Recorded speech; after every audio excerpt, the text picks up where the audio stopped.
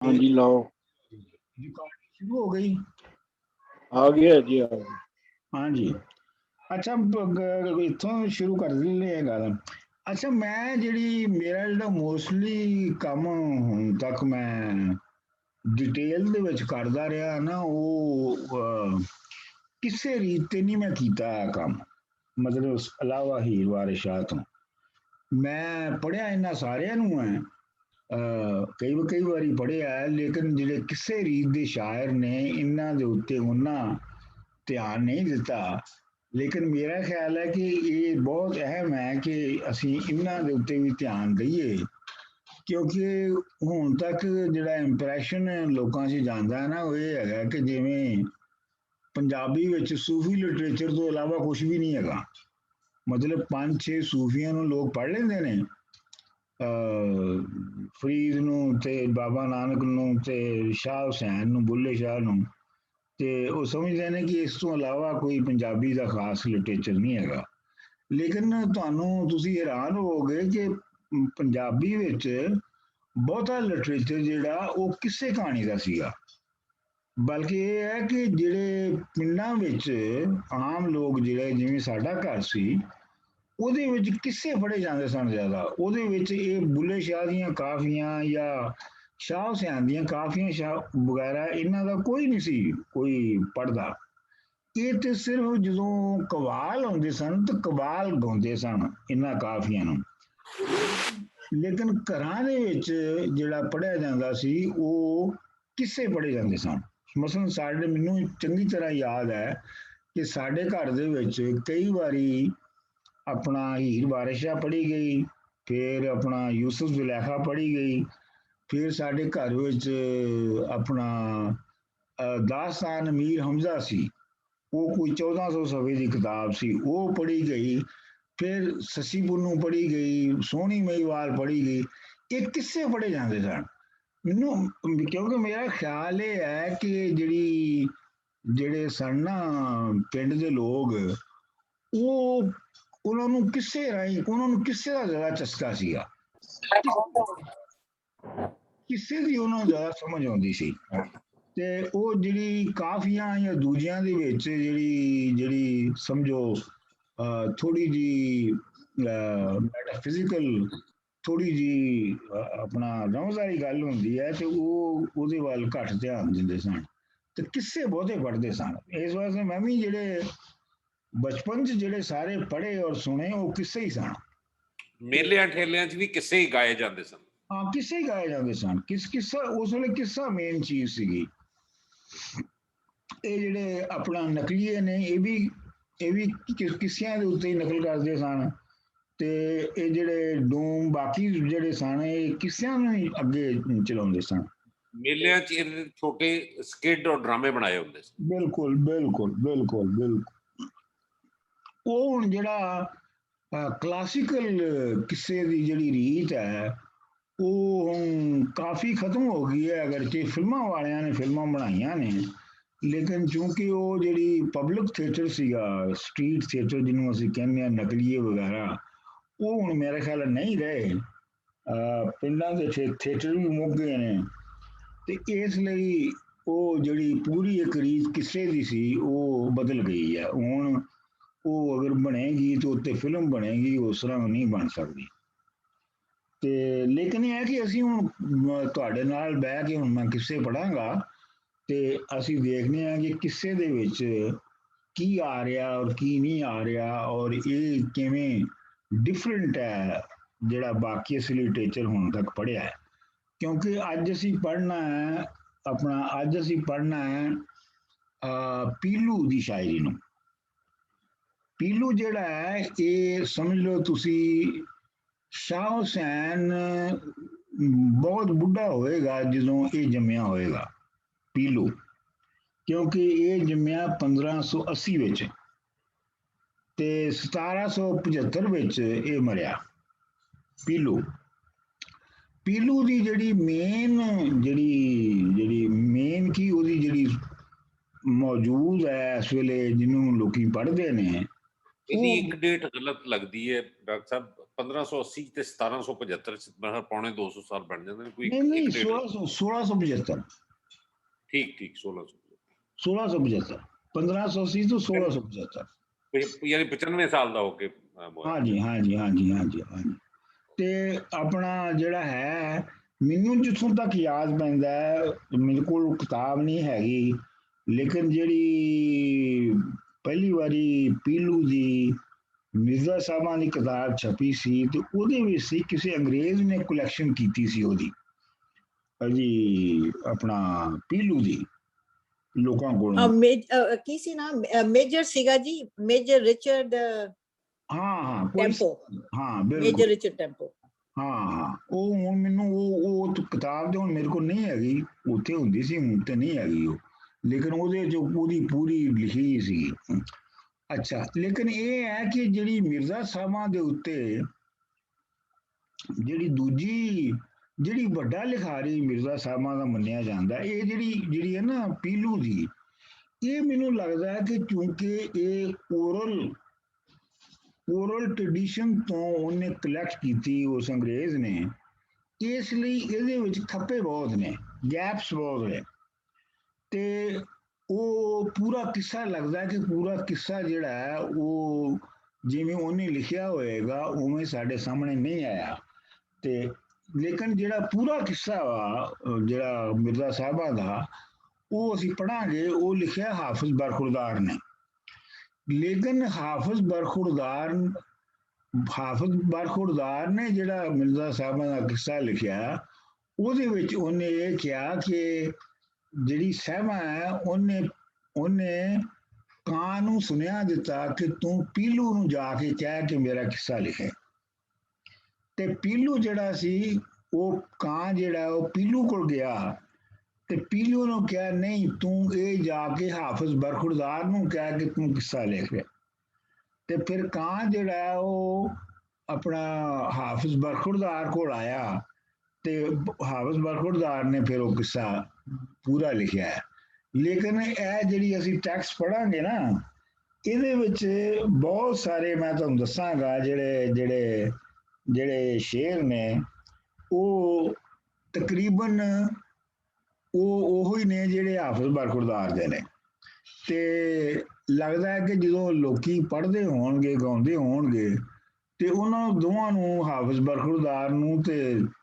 ਪੀਲੂ ਨੂੰ ਰਲਾ ਲੈਂਦੇ ਹੋਣਗੇ ਉਹ ਆਪਣਾ ਉਹਨਾਂ ਨੂੰ ਯਾਦ ਨਹੀਂ ਰਹਿੰਦਾ ਹੋਏਗਾ ਕਿ ਪੀਲੂ ਦਾ ਹੈ ਕਿ ਹਾਫਿਜ਼ ਬਰਖੁਰਦਾਰ ਦਾ ਹੈ ਲੇਕਿਨ ਉਹਨਾਂ ਕਿਉਂਕਿ ਇਹ ਤੇ ਹੋ ਨਹੀਂ ਸਕਦਾ ਕਿ ਹਾਫਿਜ਼ ਬਰਖੁਰਦਾਰ ਵਗੈਰਾ ਵੱਡਾ ਸ਼ਾਇਰ ਜਿਹੜਾ ਹੈ ਬਹੁਤ ਵੱਡਾ ਸ਼ਾਇਰ ਆ ਕਿ ਹਾਫਿਜ਼ ਬਰਖੁਰਦਾਰ ਸ਼ਾਇਰ ਜਿਹੜਾ ਹੈ ਉਹ ਪੀਲੂ ਦੀ ਨਕਲ ਮਾਰ ਰਿਹਾ ਹੋਵੇ ਜਾਂ ਪੀਲੂ ਉਹਦੀ ਨਕਲ ਮਾਰ ਰਿਹਾ ਇਹ ਤੇ ਹੋ ਨਹੀਂ ਸਕਦਾ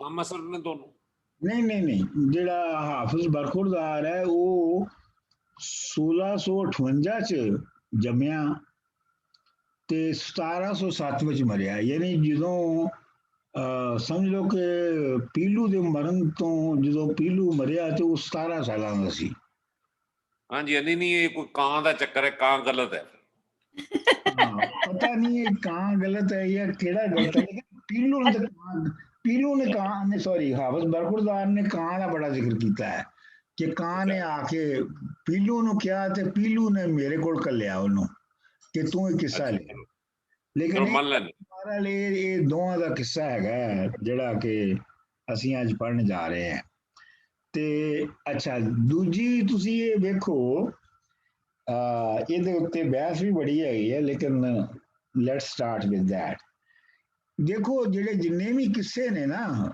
ਆਪਣਾ ਕਲਾਸੀਕਲ ਕਿੱਸੇ ਨੇ ਜਿਹੜੇ ਪੰਜਾਬੀ ਦੇ ਉਹਨਾਂ ਵਿੱਚ ਔਰਤ ਦਾ ਨਾਂ ਪਹਿਲੇ ਆਉਂਦਾ ਹੈ ਹੀਰ ਰਾਂਝਾ ਸੱਸੀ ਪੁੰਨੂ ਸੋਹਣੀ ਮਹੀਵਾਲ ਇਹ ਜੇ ਤੁਸੀਂ ਦੇਖੋ ਔਰਤ ਦਾ ਨਾਂ ਪਹਿਲੇ ਆਉਂਦਾ ਤੇ ਮਰਦ ਦਾ ਬਾਅਦ ਚ ਆਉਂਦਾ ਹੈ ਇਹ ਬਾਹਰ ਕਿੱਸਾ ਹੈ ਜਿਹਦੇ ਚ ਕਿ ਮਰਦ ਦਾ ਨਾਂ ਪਹਿਲੇ ਆਉਂਦਾ ਹੈ ਮਿਰਜ਼ਾ ਸਾਹਿਬਾਂ ਸੋ ਲਿਹਾਜ਼ਾ ਇਹਦੇ ਚ ਜਿਹੜੀ ਥਿਓਰੈਟੀਕਲ ਲੋਕ ਗੱਲ ਕਰਦੇ ਨੇ ਉਹ ਇਹ ਕਰਦੇ ਨੇ ਕਿ ਇਹ ਜਿਹੜੀ ਪੰਜਾਬ ਦੇ ਵਿੱਚ ਮਰਦ ਸ਼ਾਵਾਨਿਜ਼ਮ ਸੀ ਜਾਂ ਪੈਟਰੀਆਰਕੀ ਸੀ ਇਹ ਉਹਦਾ ਆਧਾਰ ਹੈ। ਮਤਲਬ ਬਾਕੀਆਂ ਦੇ ਵਿੱਚ ਜਿਹੜੀ ਮੇਨ ਜਿਹੜੀ ਸਪਿਰਿਟ ਹੈ ਉਹ ਔਰਤ ਦੀ ਹੈ, ਇਹਦੇ ਵਿੱਚ ਮਰਦ ਦੀ ਹੈ। ਲੇਕਿਨ ਮੈਂ ਇਹ ਦੇਖਿਆ, ਇਹ ਅਸੀਂ ਪੜ੍ਹਾਂਗੇ, ਮੈਂ ਦੇਖਿਆ ਕਿ ਜਿਹੜੀ ਹਾਫਿਜ਼ ਬਖਸ਼ੁਦਾਰ ਦੇ ਵਿੱਚ ਸਾਹਿਬਾ ਦਾ ਬੜਾ ਰੋਲ ਹੈ, ਔਰ ਮਿਰਜ਼ੇ ਦਾ ਬਲਕਿ ਉਹਨਾਂ ਰੋਲ ਨਹੀਂ ਹੈਗਾ, ਲੇਕਿਨ ਨਾ ਉਹਦਾ ਵੀ ਮਿਰਜ਼ਾ ਸਾਹਿਬ ਹੈ। ਤੇ ਕਹਾਣੀ ਜਿਹੜੀ ਆਊਟਲਾਈਨ ਹੈ ਉਹ ਇਹ ਹੈ ਕਿ ਮਿਰਜ਼ਾ ਖਰਲ ਸੀ ਤੇ ਸਾਹਿਬਾ ਜਿਹੜੀ ਸੀ ਉਹ ਸਿਆਲ ਸੀ, ਤੇ ਇਹਨਾਂ ਦੋਵਾਂ ਟੱਬਰਾਂ ਦੇ ਉਹ ਝੰਗ 'ਚ ਰਹਿੰਦੇ ਸਨ ਤੇ ਇਹ ਰਾਵੀ 'ਤੇ ਰਹਿੰਦੇ ਸਨ ਜਿਹੜੇ ਖਰਲ ਨੇ। ਤੇ ਇਹਨਾਂ ਦੀ ਆਪਸ ਦੇ ਵਿੱਚ ਰਿਸ਼ਤੇਦਾਰੀ ਸੀ। ਜਿਹੜੀ ਮਿਰਜ਼ੇ ਦੀ ਮਾਂ ਸੀ ਉਹ ਸਿਆਲਾਂ ਦੀ ਸੀ, ਕੁੜੀ ਸੀਗੀ, ਤੇ ਮਿਰਜ਼ਾ ਜਿਹੜਾ ਹੈ ਉਹ ਜਾ ਕੇ ਤੇ ਆਪਣੇ ਨਾਨਕਿਆਂ ਦੇ ਕੋਲ ਰਹਿ ਕੇ ਤੇ ਉੱਥੇ ਉਹ ਪੜ੍ਹਿਆ ਸੀ।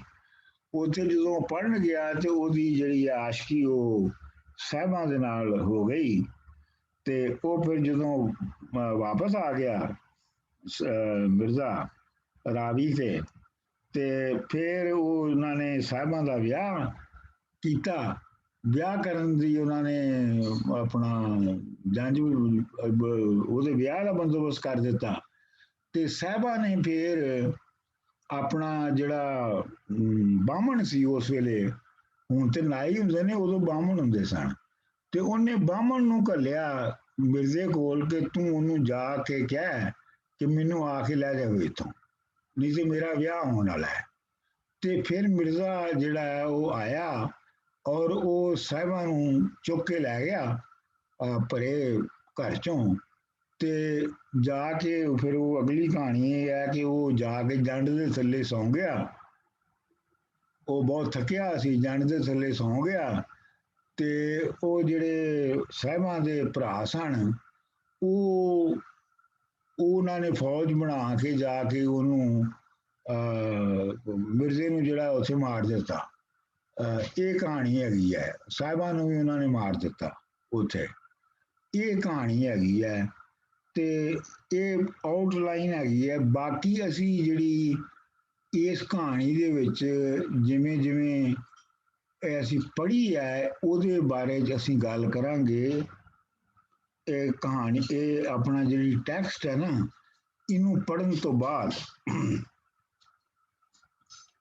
ਅੱਛਾ ਜੀ, ਇਹ ਸਿਲੈਕਸ਼ਨ ਹੈ, ਜ਼ਾਹਰ ਗੱਲ ਹੈ, ਪੂਰਾ ਕਿੱਸਾ ਤਾਂ ਅਸੀਂ ਪੜ੍ਹ ਨਹੀਂ ਸਕਦੇ ਘੰਟੇ ਡੇਢ 'ਚ ਜਾਂ 2 ਘੰਟਿਆਂ 'ਚ, ਇਸ ਲਈ ਮੈਂ ਸਿਲੈਕਸ਼ਨ ਕੀਤੀ ਹੈ ਜਿਹੜੇ ਉਹਦੇ ਮੇਨ ਟਰਨਿੰਗ ਪੁਆਇੰਟਸ ਨੇ ਉਹਨਾਂ ਉੱਤੇ, ਜਿਹੜੀ ਜਾਂ ਜਿਹੜੇ ਉਹਦੇ ਬਹੁਤ ਮਸ਼ਹੂਰ ਬੰਦ ਜਿਹੜੇ ਗਾਏ ਜਾਂਦੇ ਨੇ ਮਿਰਜ਼ਾ ਸਾਹਿਬਾਂ ਦੇ, ਉਹ ਮੈਂ ਇਹਦੇ 'ਚ ਸ਼ਾਮਲ ਕੀਤੇ ਨੇ।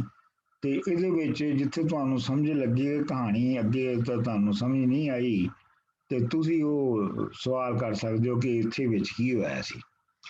ਇਹ ਜੀ ਪਹਿਲਾ ਬੰਦ ਹੈ, ਘਰ ਖੀਵੇ ਦੇ ਸਾਹਿਬਾਂ ਜੰਮੀ ਮੰਗਲਵਾਰ, ਯਾਨੀ ਖੀਵਾ ਜਿਹੜਾ ਸੀ ਉਹ ਆਪਣਾ ਸਿਆਲ ਸੀ, ਉਹਦੇ ਘਰ ਸਾਹਿਬਾਂ ਜੰਮੀ। ਡੂਮ ਸੁਹੇਲੇ ਗਾਉਂਦੇ ਖਾਨ ਖੀਵੇ ਦੇ ਬਾਰ, ਰੱਜ ਦਵਾਈ ਦਿਜੀਆਂ ਸੋਹਣੀਏ ਪਰਿਵਾਰ, ਰਲ ਤਦਬੀਰਾਂ ਭਈਆਂ ਛੈਲ ਹੋਈ ਮੁਟਿਆਰ, ਸਾਹਿਬਾਂ ਨਾਲ ਸੁਹੇਲੀਆਂ ਕੂੜੀ ਰਿਸੀਕਾਰ। ਅੱਛਾ ਜੀ, ਪਹਿਲਾ ਮਿਸਰਾ ਤੇ ਸਾਫ਼ ਹੈ, ਘਰ ਖੀਵੇ ਦੇ ਸਾਹਿਬਾਂ ਜੰਮੀ ਮੰਗਲਵਾਰ, ਡੂਮ ਸੁਹੇਲੇ ਗਾਉਂਦੇ, ਜਿਹੜੇ ਡੂਮ ਨੇ ਉਹ ਸੋਹਲੇ ਗਾਉਂਦੇ ਨੇ, ਸੋਹਲੇ ਜਿਹੜੇ ਹੁੰਦੇ ਨੇ ਉਹ ਖੁਸ਼ੀ ਦੇ ਗੀਤ ਹੁੰਦੇ ਨੇ। ਜਿਵੇਂ ਬਾਬਾ ਨਾਨਕ ਜੀ ਉਹਦੇ 'ਚ ਕਹਿੰਦੇ ਨੇ ਬਾਬਰ ਬਾਣੀ 'ਚ ਖੂਨ ਕੇ ਸੋਹਲੇ ਗਾਵੀਏ, ਤੇ ਡੂਮ ਸੁਹੇਲੇ ਗਾਉਂਦੇ ਖਾਨ ਖੀਵੇ ਦੇ ਬਾਹਰ, ਯਾਨੀ ਖਾਨ ਖੀਵੇ ਦੀ ਜਿਹੜੀ ਥਾਂ ਹੈ, ਜਿਹੜੀ ਇਲਾਕਾ ਹੈ ਉਹਦੇ ਵਿੱਚ ਉਹ ਖੁਸ਼ੀ ਦੇ ਗੀਤ ਗਾ ਰਹੇ ਨੇ। ਰੱਜ ਦੁਆਈ ਦਜੀਆਂ ਦਿਜੀਆਂ, ਯਾਨੀ ਉਹਨਾਂ ਨੇ ਰੱਜ ਰੱਜ ਕੇ ਦੁਆਵਾਂ ਦਿੱਤੀਆਂ ਯਾਨੀ ਕੁੜੀ ਦੇ ਪਿਓ ਨੂੰ। ਸੋਹਣੀ ਹੈ ਪਰਿਵਾਰ, ਇਹਦੇ ਦੋ ਮਤਲਬ ਹੋ, ਸੋਹਣੀ ਹੈ ਤੇ ਮਤਲਬ ਸੋਹਣੀ ਹੈ, ਖੂਬਸੂਰਤ ਹੈ। ਪਰਿਵਾਰ ਦਾ ਮਤਲਬ ਹੈ ਖਾਨਦਾਨ, ਕਿ ਤੁਹਾਡਾ ਖਾਨਦਾਨ ਬੜਾ ਸੋਹਣਾ ਹੈ। ਇਹਦਾ ਇਹ ਵੀ ਮਤਲਬ ਹੋ ਸਕਦਾ ਹੈ ਕਿ ਖਾਨਦਾਨ 'ਚ ਬੜੀ ਸੋਹਣੀ ਚੀਜ਼ ਪੈਦਾ ਹੋਈ ਹੈ ਜਾਂ ਸੋਹਣੀ ਕੁੜੀ ਪੈਦਾ ਹੋਈ ਹੈ। ਰਲ ਤਦਬੀਰਾਂ ਭਈਆਂ, ਭਈਆਂ ਦਾ ਮਤਲਬ ਹੈਪਨਡ, ਹੋਈਆਂ। ਰਲ ਤਦਬੀਰਾਂ ਭਈਆਂ, ਛੈਲ ਹੋਈ ਮੁਟਿਆਰ, ਮਤਲਬ ਇਹ ਹੈ ਕਿ ਮਸ਼ਵਰੇ ਹੁੰਦੇ ਰਹੇ ਲੋਕਾਂ ਦੇ ਉਹਦੇ ਬਾਰੇ 'ਚ, ਗੱਲਾਂ ਹੁੰਦੀਆਂ ਰਹੀਆਂ ਸਾਹਿਬਾਂ ਦੇ ਬਾਰੇ 'ਚ, ਤੇ ਉਹ ਅਖੀਰ ਜਵਾਨ ਹੋ ਗਈ। ਛੈਲ ਹੋਈ ਮੁਟਿਆਰ ਮਤਲਬ ਉਹ ਜਵਾਨ ਹੋ ਗਈ। ਮੁਟਿਆਰ ਦਾ ਮਤਲਬ ਹੈ ਕੁੜੀ। ਸਾਹਿਬਾਂ ਨਾਲ ਸੁਹੇਲੀਆਂ ਕੂੜੀ ਰੀਸੀਕਾਰ। ਅੱਛਾ, ਇਹ ਜਿਹੜਾ ਤੁਹਾਨੂੰ ਪਤਾ ਨਾ ਰੀਸ ਕਰਨਾ ਕੀ ਹੁੰਦਾ ਹੈ? ਜੀ ਜੀ ਜੀ, ਕੀ ਹੁੰਦਾ ਹੈ? ਰੀਸ ਰੀਸ ਕਰਨਾ ਹੁੰਦਾ, ਇਹਨੂੰ ਫਾਲੋ ਕਰਨਾ, ਦੂਸਰੇ ਦੀ ਨਕਲ ਕਰਨਾ, ਲਾਣ ਚ ਪਾਣ ਚ ਗੱਲ ਕਰਨ ਚ, ਦੂਜੇ ਨਾਲ ਮੁਕਾਬਲਾ ਕਰਨਾ ਬੇਸਿਕਲੀ। ਓਕੇ, ਆਪਣਾ ਦੂਜੇ ਨਾਲ ਮੁਕਾਬਲਾ ਕਰਨਾ। ਤੇ ਜਿਹੜੀ ਸਾਹਿਬਾਂ ਦੀਆਂ ਜਿਹੜੀਆਂ ਸਹੇਲੀਆਂ ਨੇ ਉਹ ਕੂੜੀ ਰੀਸੀਕਾਰ, ਉਹ ਜਿੰਨੀ ਮਰਜ਼ੀ ਰੀਸ ਦੀ ਕੋਸ਼ਿਸ਼ ਕਰਨ ਉਹ ਝੂਠੀ ਹੈ, ਯਾਨੀ ਉਹ ਰੀਸ ਨਹੀਂ ਹੋ ਸਕਦੀ। ਸਾਹਿਬਾਂ ਨਾਲ ਸਹੇਲੀਆਂ ਕੂੜੀ ਰੀਸੀਕਾਰ, ਇਹ ਝੂਠੀ ਰੀਸ ਹੈ। ਅਗਰ ਕੋਈ ਸਾਹਿਬਾਂ ਦੇ ਨਾਲ ਉਹਦੀ ਸਹੇਲੀ ਆਪਣਾ ਕੋਈ ਮੁਕਾਬਲਾ ਕਰ ਰਹੀ ਹੋਵੇ ਤੇ। ਠੀਕ ਹੈ ਜੀ। ਜੀ ਅੱਗੇ ਆ ਗਿਆ ਜੀ ਦੂਜਾ ਬੰਦ। ਘਰ ਮੰਜ਼ਲ ਦੇ ਮਿਰਜ਼ਾ, ਜਮਿਆ ਕਰੜੇ ਬਾਰ, ਜਨਮ ਦਿੱਤੇ ਮਾਈ ਬਾਪ ਨੇ, ਰੂਪ ਦਿੱਤਾ ਕਰਤਾਰ, ਐਸਾ ਮਿਰਜ਼ਾ ਸੂਰਮਾ, ਖਰਲਾਂ ਦਾ ਸਰਦਾਰ, ਸਾਹਿਬਾਂ ਪੜ੍ਹਦੀ ਪੱਟੀਆਂ, ਮਿਰਜ਼ਾ ਪੜ੍ਹੇ ਕੁਰਾਨ, ਵਿੱਚ ਮੁਸੀਬ ਦੇ ਲੱਗੀਆਂ, ਜਾਣੇ ਕੁੱਲ ਜਹਾਨ। ਵਾਹ। ਘਰ ਵੰਜਲ ਦੇ ਮਿਰਜ਼ਾ, ਜੰਮਿਆ ਕਰੜੇ ਬਾਰ, ਯਾਨੀ ਵੰਜਲ ਦੇ ਘਰ ਉਹ ਜੰਮਿਆ। ਕਰੜੇ ਬਾਰ ਦਾ ਮਤਲਬ ਹੈ ਜਿਹੜੀ ਬਾੜ ਦਾ ਬੜਾ ਮੁਸ਼ਕਿਲ ਹਿੱਸਾ ਹੈ, ਜਿਹੜਾ ਇਲਾਕਾ ਹੈ ਉਹਦੇ ਵਿੱਚ ਉਹ ਰਹਿੰਦੇ ਨੇ, ਤੇ ਉੱਥੇ ਵੰਜਲ ਦੇ ਘਰ ਮਿਰਜ਼ਾ ਜੰਮਿਆ। ਜਨਮ ਦਿੱਤੇ ਮਾਈ ਬਾਪ ਨੇ, ਉਹਨੂੰ ਜੰਮਿਆ ਤੇ ਮਾਂ ਪਿਓ ਨੇ, ਤੇ ਰੂਪ ਦਿੱਤਾ ਕਰਤਾਰ, ਤੇ ਉਹਨੂੰ ਜਿਹੜਾ ਹੁਸਨ ਦਿੱਤਾ ਉਹ ਕਰਤਾਰ ਨੇ ਦਿੱਤਾ, ਮਤਲਬ ਰੱਬ ਨੇ ਦਿੱਤਾ, ਉਤਲੇ ਨੇ ਦਿੱਤਾ। ਉਹ ਉਤਲੇ ਨੇ ਦਿੱਤਾ। ਐਸਾ ਮਿਰਜ਼ਾ ਸੂਰਮਾ, ਸੂਰਮਾ ਦਾ ਮਤਲਬ ਬਹਾਦਰ ਹੈ, ਐਡਾ ਜ਼ਬਰਦਸਤ ਬਹਾਦਰ ਹੈ। ਖਰਲਾਂ ਦਾ ਸਰਦਾਰ, ਉਹ ਖਰਲਾਂ ਦਾ ਸਰਦਾਰ ਬਣ ਗਿਆ। ਸਾਹਿਬਾਂ ਇਹ ਹੁਣ ਵਿੱਚੋਂ ਇਹ ਦੇਖੋ ਨਾ, ਇਹ ਹੁਣ ਯਕਦਮ ਆ ਗਿਆ ਹੈ, ਇਹਦੇ ਵਿੱਚ ਹੁਣ ਗੈਪ ਹੈ। ਇਹਦੇ ਵਿੱਚੋਂ ਜਿਹੜੀ ਕਹਾਣੀ ਹੈ ਉਹ ਨਹੀਂ ਬਿਆਨ ਹੋਈ। ਸਾਹਿਬਾਂ ਪੜ੍ਹਦੀ ਪੱਟੀਆਂ, ਮਿਰਜ਼ਾ ਪੜ੍ਹੇ ਕੁਰਾਨ, ਮਤਲਬ ਇਹ ਹੈ ਕਿ ਇਹ ਕਹਾਣੀ ਇਹ ਹੈ ਕਿ ਜਿਹੜਾ ਮਿਰਜ਼ਾ ਹੈ ਉਹਨੂੰ ਉਹ ਪੜ੍ਹਨ ਲਈ ਉੱਥੇ ਗਿਆ ਆਪਣੇ ਨਾਨਕਿਆਂ ਦੇ ਸਾਹਿਬਾਂ ਦੇ ਪਿੰਡ 'ਚ, ਤੇ ਉੱਥੇ ਮਸੀਤ ਦੇ ਵਿੱਚ ਉਹ ਪੱਟੀਆਂ ਪੜ੍ਹਦੀ ਹੈ। ਪੱਟੀਆਂ ਦਾ ਮਤਲਬ ਹੈ ਅਲਫਾਬੈਟਸ ਪੜ੍ਹਦੀ ਹੈ, ਤੇ ਮਿਰਜ਼ਾ ਜਿਹੜਾ ਉਹ ਕੁਰਾਨ ਪੜ੍ਹਦਾ ਹੈ। ਵਿੱਚ ਮਸੀਤ ਦੇ ਲੱਗੀਆਂ, ਜਾਣੇ ਕੁੱਲ ਜਹਾਨ, ਤੇ ਦੋਵਾਂ ਦੀਆਂ ਮਸੀਤ ਦੇ ਵਿੱਚ ਆ ਇਸ਼ਕ ਲੱਗਾ। ਸਾਰਾ ਜਹਾਨ ਇਹ ਜਾਣਦਾ ਹੈ ਕਿ ਉਹ ਮਸੀਤ ਦੇ ਵਿੱਚ ਉਹਨਾਂ ਦੀਆਂ ਲੱਗੀਆਂ ਸਨ। ਠੀਕ ਹੈ ਜੀ। ਜਿੱਥੇ ਦੱਸਦੇ ਨੇ ਕਿ ਉਹ ਪੱਟੀਆਂ ਪੜ੍ਹਦੀ ਸੀ ਤੇ ਉਹ ਕੁਰਾਨ ਪੜ੍ਹਦਾ ਸੀ, ਤੇ ਉਹ ਇਹ ਵੀ ਦੱਸਦੇ ਨੇ ਕਿ ਉਹ ਛੋਟੀ ਸੀ ਤੇ ਉਹ ਵੱਡਾ ਸੀ, ਆਈ ਗੈਸ ਉਹਦੇ ਨਾਲ। ਇਹ ਕੋਈ ਮਤਲਬ ਜਿਹੜਾ ਅਗਰ ਅਸੀਂ ਪੜਾਂਗੇ ਨਾ ਜਦੋਂ ਹਾਫਿਜ਼ ਦਾ, ਤੇ ਹਾਂਜੀ ਉਹਦੇ ਵਿੱਚ ਇਹ ਸ਼ਾਇਦ ਨਹੀਂ ਜ਼ਿਆਦਾ ਪਤਾ ਲੱਗਦਾ, ਲੇਕਿਨ ਇਹ ਹੋ ਸਕਦਾ ਹੈ ਵੈਸੇ ਜਿਹੜੀ ਤੁਸੀਂ ਗੱਲ ਕਹਿ ਰਹੇ ਹੋ, ਇਹ ਗੱਲ ਹੋ ਸਕਦੀ ਹੈ। ਹਾਂਜੀ, ਪਹਿਲਾਂ ਹੀ ਇਹ ਜਿਹੜਾ ਮਸੀਤੇ ਹੋਇਆ, ਨਹੀਂ ਤੇ ਆਮ ਤੌਰ ਤੇ ਜਾਂ ਤੇ ਮੰਦਿਰ ਚ ਹੋਇਆ ਤੇ ਜਾਂ ਇੱਧਰ ਹੋਇਆ, ਮਸੀਤ ਵਾਲੇ ਪਾਸੇ ਇਹ ਪਹਿਲਾ ਹੈ ਮੇਰੇ ਖਿਆਲ ਇਹਨੇ ਲਿਖਿਆ। ਹਾਂਜੀ ਹਾਂਜੀ ਹਾਂਜੀ, ਇਸ ਕੰਮ ਵਾਸਤੇ ਆਫੀਸ਼ੀਅਲੀ ਇਸਤੇਮਾਲ ਨਹੀਂ ਹੋਈ ਕਦੀ। ਅੱਛਾ, ਇਹ ਹੁਣ ਜਿਹੜੀ ਹੈ ਇਹ ਬੰਦ ਤੀਸਰਾ ਹੈ, ਇਹ ਤੀਸਰਾ ਬੰਦ ਜਿਹੜਾ ਹੈ ਇਹ ਹੈਗਾ ਸਾਹਿਬਾਂ ਦੀ ਤਾਰੀਫ ਦੇ ਵਿੱਚ। ਇਹ ਮਿਕਸਡ ਬੰਦ ਹੈ ਅਗੇਨ, ਕਿਉਂਕਿ ओरल ਤੋਂ ਆਇਆ ਹੈ ਇਸ ਲਈ ਮਿਕਸ ਹੈ। ਲੇਕਿਨ ਇਹਦੇ ਵਿੱਚ ਪਹਿਲੇ ਜਿਹੜੇ ਮਿਸਰੇ ਨੇ ਦੋ ਉਹ ਜਿਹੜੇ ਨੇ ਉਹ ਸਾਹਿਬਾਂ ਦੀ ਤਾਰੀਫ ਦੇ ਵਿੱਚ ਨੇ। ਬੰਜ ਗਵਾਏ ਬਾਣੀਆਂ ਬਲਦ ਗਵਾਏ ਜੱਟ, ਯਾਨੀ ਮਤਲਬ ਸਾਹਿਬਾਂ ਇੰਨੀ ਸੋਹਣੀ ਹੈ ਕਿ ਉਹ ਵਣਜ ਦਾ ਮਤਲਬ ਹੈ ਕਾਰੋਬਾਰ, ਹੱਟੀ, ਤੇ ਬਾਣੀ ਦਾ ਮਤਲਬ ਹੱਟੀ ਵਾਲਾ। ਤੇ ਉਹਨੂੰ ਵੇਖ ਕੇ ਹੱਟੀ ਵਾਲਿਆਂ ਦੀਆਂ ਹੱਟੀਆਂ ਉਜੜ ਗਈਆਂ। ਬਲਦ ਗਵਾਏ ਜੱਟ, ਤੇ ਜੱਟਾਂ ਨੇ ਆਪਣੇ ਢੱਗੇ ਉਹਨਾਂ ਦੇ ਗਵਾਚ ਗਏ।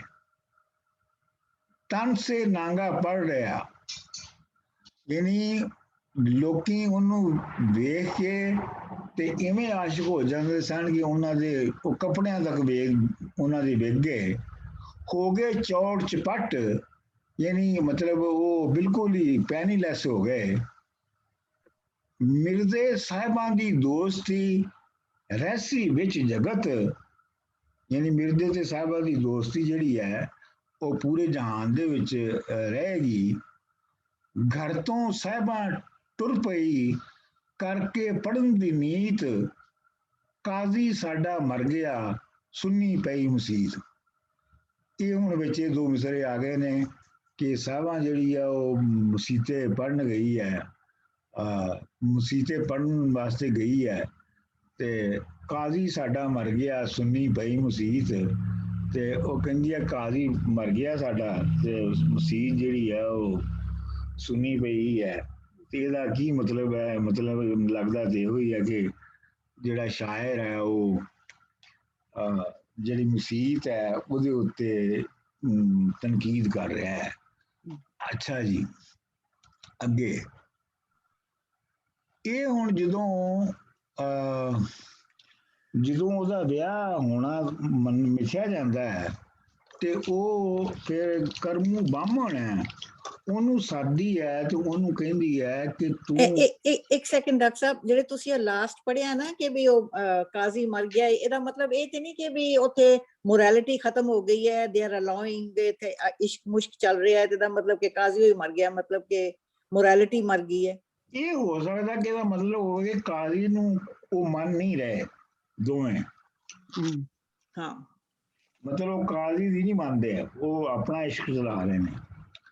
ਤੇ ਇਹ ਹੁਣ ਅੱਗੇ ਆ ਜਿਹੜਾ ਹੈ ਉਹ ਕਰਮੂ ਬਾਹਮਣ ਹੈ, ਤੇ ਉਹਨੂੰ ਉਹ ਕਹਿੰਦੀ ਹੈ ਸਾਹਿਬਾਂ ਕਿ ਤੂੰ ਜਾ ਕੇ ਤੇ ਮਿਰਜ਼ੇ ਨੂੰ ਦੱਸ ਕਿ ਮੇਰਾ ਵਿਆਹ ਹੋ ਰਿਹਾ ਹੈ ਤੇ ਮੈਨੂੰ ਲੈ ਚੱਲ ਆ ਕੇ। ਤੇ ਉਹ ਜਿਹੜਾ ਕਰਮੂ ਬਾਹਮਣ ਹੈ ਇਹਦੇ ਇਸ ਜਿਹੜੀ ਪੀਲੂ ਦਾ ਕਿੱਸਾ ਹੈ, ਇਹਦੇ ਵਿੱਚ ਜਿਹੜਾ ਕਰਮੂ ਬਾਹਮਣ ਹੈ ਉਹ ਕਹਿੰਦਾ ਸਾਹਿਬਾਂ ਨੂੰ ਕਿ ਉਹ ਛੱਡ, ਉਹਦਾ ਮਿਰਜ਼ੇ ਦਾ ਤੇ ਵੈਸੇ ਵਿਆਹ ਹੋ ਗਿਆ ਹੈ ਤੇ ਤੂੰ ਕਿਤੇ ਖਜਲਖਾਰ ਹੁੰਦੀ ਪਏਗੀ, ਤੂੰ ਮੇਰੇ ਨਾਲ ਯਾਰੀ ਲਾ ਲੈ। ਤੇ ਫਿਰ ਉਹਨੂੰ ਸਾਹਿਬਾਂ ਜਿਹੜੀ ਹੈ ਉਹ ਧਮਕੀ ਹੈ ਕਿ ਤੂੰ ਮੇਰਾ ਕਮੀ ਹੈ ਤੇ ਮੈਂ ਤੈਨੂੰ ਆਪਣੇ ਭਰਾਵਾਂ ਕੋਲੋਂ ਮਰਵਾ ਦਿਆਂਗੀ, ਜੇ ਮੈਂ ਉਹਨੂੰ ਥੋੜਾ ਵੀ ਦੱਸ ਦਿੱਤਾ ਤੇ ਤੈਨੂੰ ਜਾਨੋਂ ਮਾਰ ਦੇਣਗੇ। ਤੇ ਫਿਰ ਉਹ ਮਜਬੂਰ ਹੋ ਕੇ ਉਹ ਕਹਿੰਦਾ ਨਹੀਂ ਮੇਰੇ ਕੋਲ ਗਲਤੀ ਹੋ ਗਈ ਹੈ, ਗੁਨਾਹ ਹੋ ਗਿਆ, ਮੈਨੂੰ ਬਖਸ਼ ਦੇ। ਤੇ ਉਹ ਫਿਰ ਚਲਾ ਜਾਂਦਾ ਹੈ ਮਿਰਜ਼ੇ ਕੋਲ ਸੁਨੇਹਾ ਲੈ ਕੇ।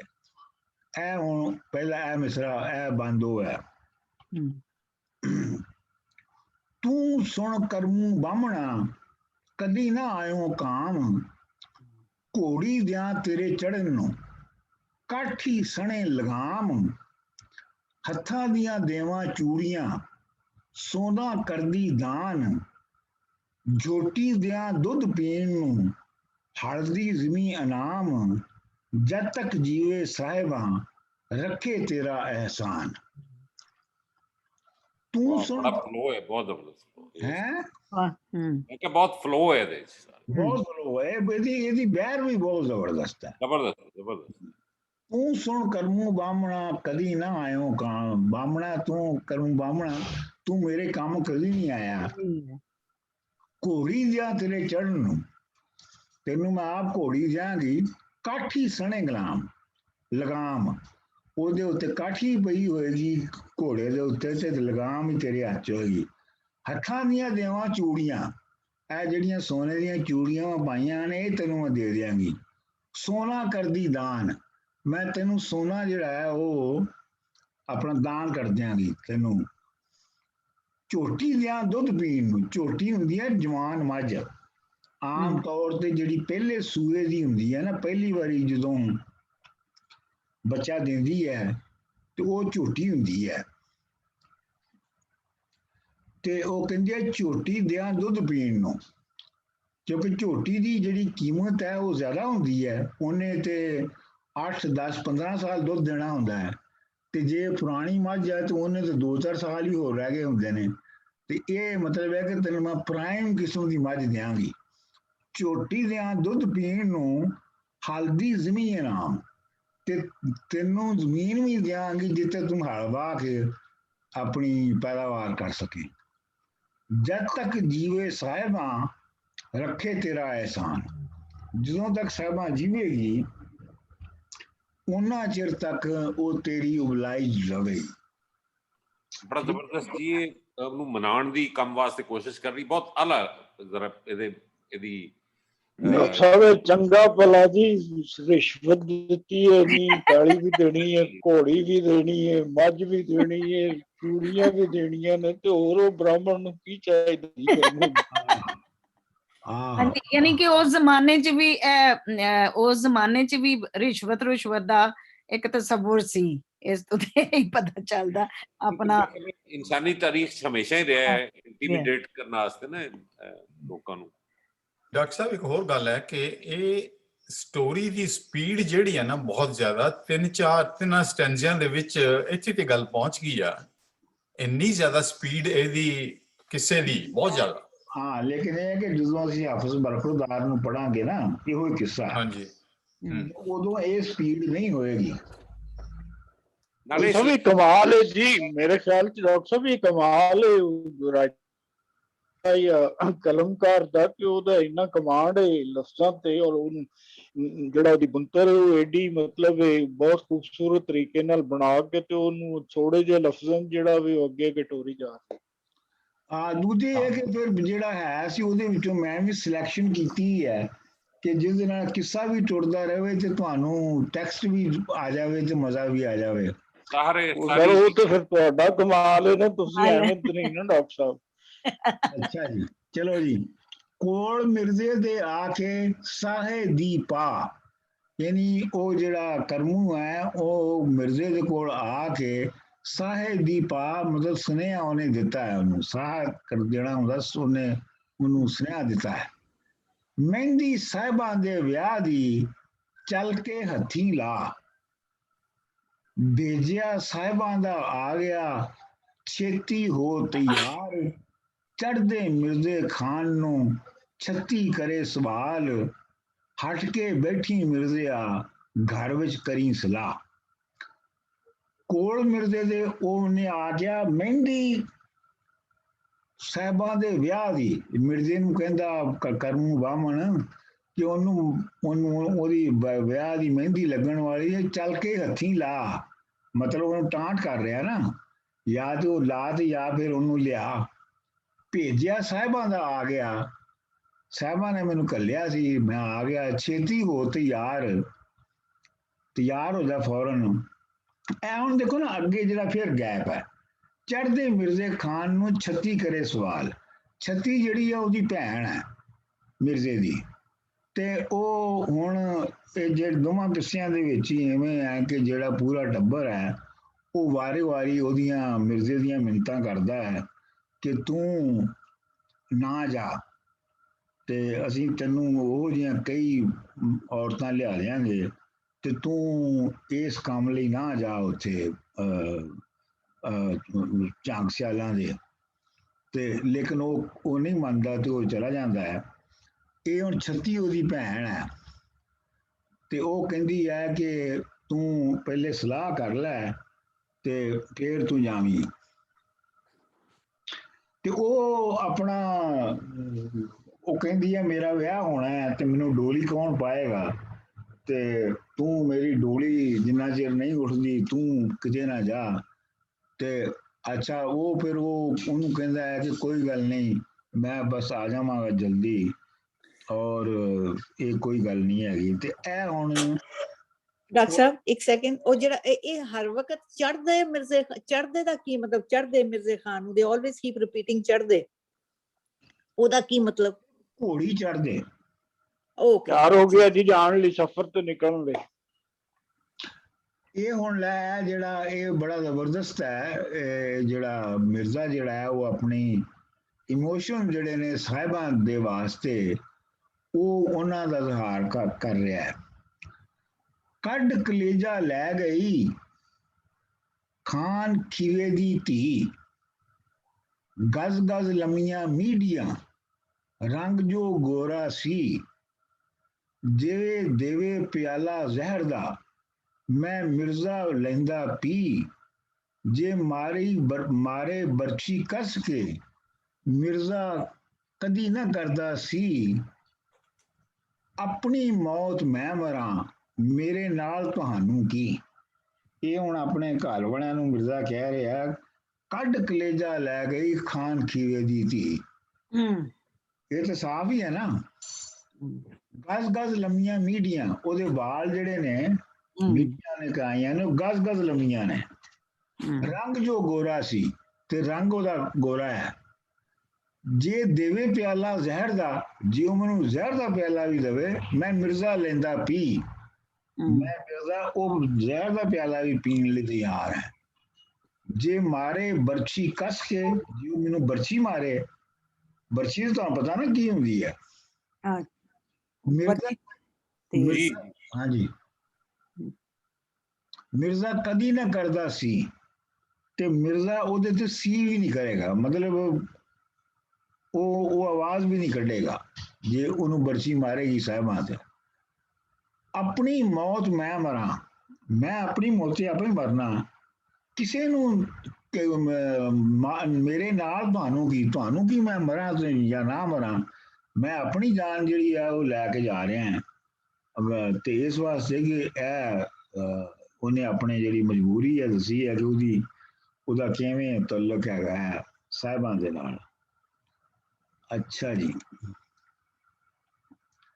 ਇਹ ਜਿਹੜਾ ਲਫ਼ਜ਼ ਹੈ ਇਹ ਗਲਤ ਲਿਖਿਆ ਗਿਆ, ਇਹ ਮੈਂ ਹੁਣ ਦੱਸਣਾ ਤੁਹਾਨੂੰ। ਚੜ੍ਹਦੇ ਮਿਰਜ਼ੇ ਖਾਨ ਨੂੰ ਬੰਜੜ ਦਿੰਦਾ ਮੱਤ, ਬੰਜੜ ਦਾ ਪਿਓ ਹੈ ਨਾ।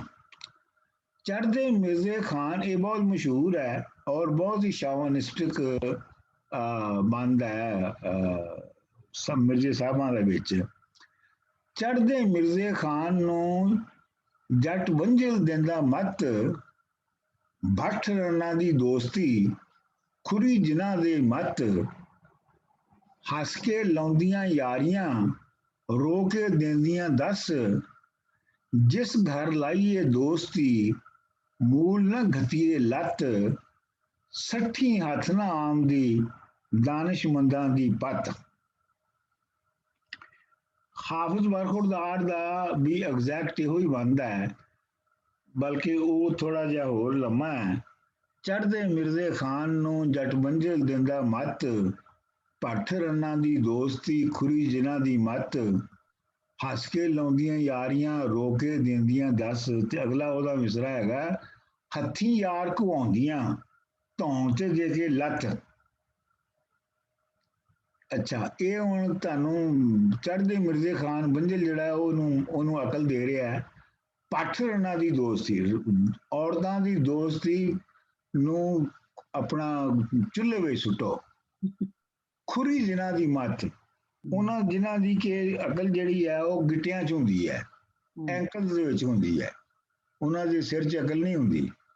ਹੱਸ ਕੇ ਲਾਉਂਦੀਆਂ ਯਾਰੀਆਂ, ਪਹਿਲੇ ਬੜੀ ਖੁਸ਼ੀ ਨਾਲ ਯਾਰੀਆਂ ਲਾਉਂਦੀਆਂ ਨੇ, ਰੋ ਕੇ ਦਿੰਦੀਆਂ ਦੱਸ।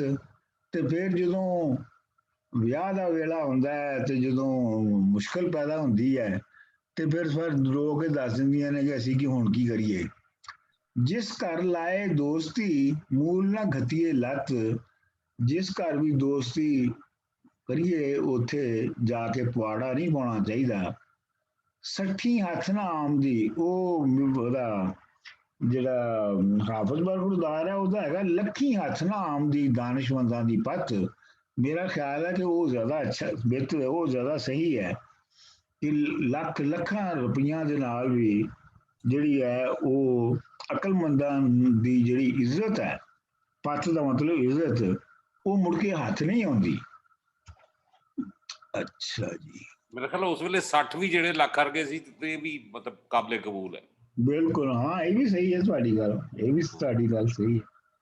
ਅੱਛਾ ਜੀ, ਤੇ ਇਹ ਵੀ ਮਿਰਜ਼ਾ ਜਵਾਬ ਦੇ ਰਿਹਾ ਉਹਨਾਂ ਨੂੰ ਕਿ ਮੈਂ ਕਿਉਂ ਨਹੀਂ ਛੱਡ ਸਕਦਾ, ਮੈਂ ਕਿਉਂ ਜਾਣਾ ਹੈ ਸਾਹਿਬਾਂ ਨੂੰ ਲੈਣ ਲਈ। ਇਹ ਵਿਆਹ ਹੋਵੇ ਛੱਡਦਿਆਂ ਮੰਗ ਨਾ ਛੱਡੀ ਜਾ। ਮਤਲਬ ਲੱਗਦਾ ਹੈ ਕਿ ਉਹਦੀ ਮੰਗਣੀ ਵੀ ਹੋਈ ਸੀ ਸਾਹਿਬਾਂ ਦੇ ਨਾਲ। ਇਹ ਪੀਲੂ ਦੇ ਵਿੱਚ ਹੀ ਹੈ, ਇਹ ਹਾਫਿਜ਼ ਬਰਖੁਰਦਾਰ ਚ ਨਹੀਂ ਹੈ। ਵਿਆਹ ਹੋਵੇ ਛੱਡਦਿਆਂ, ਜੇ ਤੇ ਵਿਆਹੀ ਹੁੰਦੀ ਮੈਂ ਤੇ ਫੇਰ ਭਾਵੇਂ ਮੈਂ ਛੱਡ ਵੀ ਦਿੰਦਾ ਤੇ ਕੋਈ ਗੱਲ ਨਹੀਂ ਸੀ ਹੈਗੀ। ਮੰਗ ਨਾ ਛੱਡੀ ਜਾ ਜਿਹੜੀ ਇਹਦਾ ਕੀ ਲੌਜਿਕ ਹੈ ਡਾਕਟਰ ਸਾਹਿਬ? ਹਾਂਜੀ, ਇਹਦਾ ਕੀ ਲੌਜਿਕ ਹੋਇਆ? ਜੇ ਵਿਆਹ ਹੁੰਦਾ ਛੱਡ ਦਿੰਦਾ ਤੇ ਮੰਗੀ ਤਾਂ ਨਹੀਂ ਛੱਡ ਸਕਦਾ। ਇਹ ਤੇ ਐਵੇਂ ਹੀ ਹੈ ਨਾ ਕਿ ਜਿਵੇਂ ਤੁਹਾਡੇ ਕੋਲ ਕੋਈ ਚੀਜ਼ ਆ ਜਾਵੇ ਤੇ ਤੁਸੀਂ ਉਹਨੂੰ ਭਾਵੇਂ ਸੁੱਟ ਦਿਓ, ਤੇ ਜੇ ਕੋਈ ਐਸੀ ਚੀਜ਼ ਹੈ ਜਿਹਦੇ ਉੱਤੇ ਮੁਕਾਬਲਾ ਪਿਆ ਕਿਸੇ ਦੂਸਰੇ ਨਾਲ ਤੇ ਫੇਰ ਤੁਸੀਂ ਉਹਦੇ ਲਈ ਲੜ ਮਰਦੇ ਹੋ। ਜ਼ਿੱਦਬਾਜ਼ੀ ਹੋ ਗਈ ਡਾਕਟਰ ਸਾਹਿਬ, ਈਗੋ ਇਸ਼ੂ ਹੋ ਗਿਆ ਨਾ। ਬਿਲਕੁਲ ਬਿਲਕੁਲ। ਵਿਆਹ ਹੋਵੇ ਛੱਡਦਿਆਂ ਮੰਗ ਨਾ ਛੱਡੀ ਜਾ, ਜੇਕਰ ਮੰਗ ਮੈਂ ਛੱਡ ਦਿਆਂ ਲੱਗੇ ਖਰਲਾਂ ਨੂੰ ਲਾਜ। ਜੇ ਮੈਂ ਮੰਗ ਛੱਡ ਦਿੱਤੀ ਨਾ ਤੇ ਖਰਲ ਜਿਹੜੇ ਨੇ ਉਹਨਾਂ ਦੀ ਬੇਇੱਜ਼ਤੀ ਹੋ ਜਾਣੀ ਆ। ਲੱਗੇ ਖਰਲਾਂ ਨੂੰ ਲਾਜ, ਯਾਨੀ ਅਸੀਂ ਜਿਹੜੇ ਖਰਲ ਆ ਸਾਨੂੰ ਸਾਡੀ ਬਹੁਤ, ਅਸੀਂ ਡਿਸਆਨਰ ਹੋ ਜਾਣਾ। ਪਤ ਮਿਰਜ਼ੇ ਨਿਉ ਸਾਹਿਬਾਂ ਸਾਡੀ ਜੱਗ ਵਿੱਚ ਕਰਨੀ ਵਾਰ, ਯਾਨੀ ਮਿਰਜ਼ੇ ਤੇ ਸਾਹਿਬਾਂ ਦੀ ਜਿਹੜੀ ਨਿਉ ਦਾ ਮਤਲਬ ਹੈ ਇਸ਼ਕ ਜਿਹੜਾ ਹੈਗਾ, ਉਹਦੀ ਜਹਾਨ ਦੇ ਵਿੱਚ ਕਹਾਣੀ ਰਹਿਣੀ ਹੈ। ਵਾਰ ਦਾ ਮਤਲਬ ਹੈ ਕਹਾਣੀ, ਵਾਰ ਦਾ ਮਤਲਬ ਹੁੰਦਾ ਹੈ ਐਪਿਕ ਕਿੱਸਾ। ਅੱਛਾ ਜੀ, ਚੜ੍ਹਦੇ ਮਿਰਜ਼ੇ ਖਾਨ ਨੂੰ ਮਾਂ ਮੱਤ ਦੇਂਦੀ ਖੜੀ। ਮਾਂ ਜਿਹੜੀ ਹੈ ਉਹਦੀ ਆਪਣਾ ਮਿਰਜ਼ੇ ਦੀ ਉਹ ਮੱਤ ਦਿੰਦੀ ਹੈ। ਯਾਰਾਂ ਚੋਰਾਂ ਵਿੱਚ ਬੈਠ ਕੇ ਗੱਲ ਨਾ ਕਰੀਏ ਖਰੀ। ਯਾਰਾਂ ਤੇ ਚੋਰਾਂ 'ਚ ਬੈਠ ਕੇ ਕਦੀ ਵੀ ਸਹੀ ਗੱਲ ਨਹੀਂ ਕਰਨੀ ਚਾਹੀਦੀ, ਸੱਚ ਉਹਨਾਂ ਨੂੰ ਭੇਜ ਨਹੀਂ ਦੇਣਾ ਚਾਹੀਦਾ ਆਪਣਾ।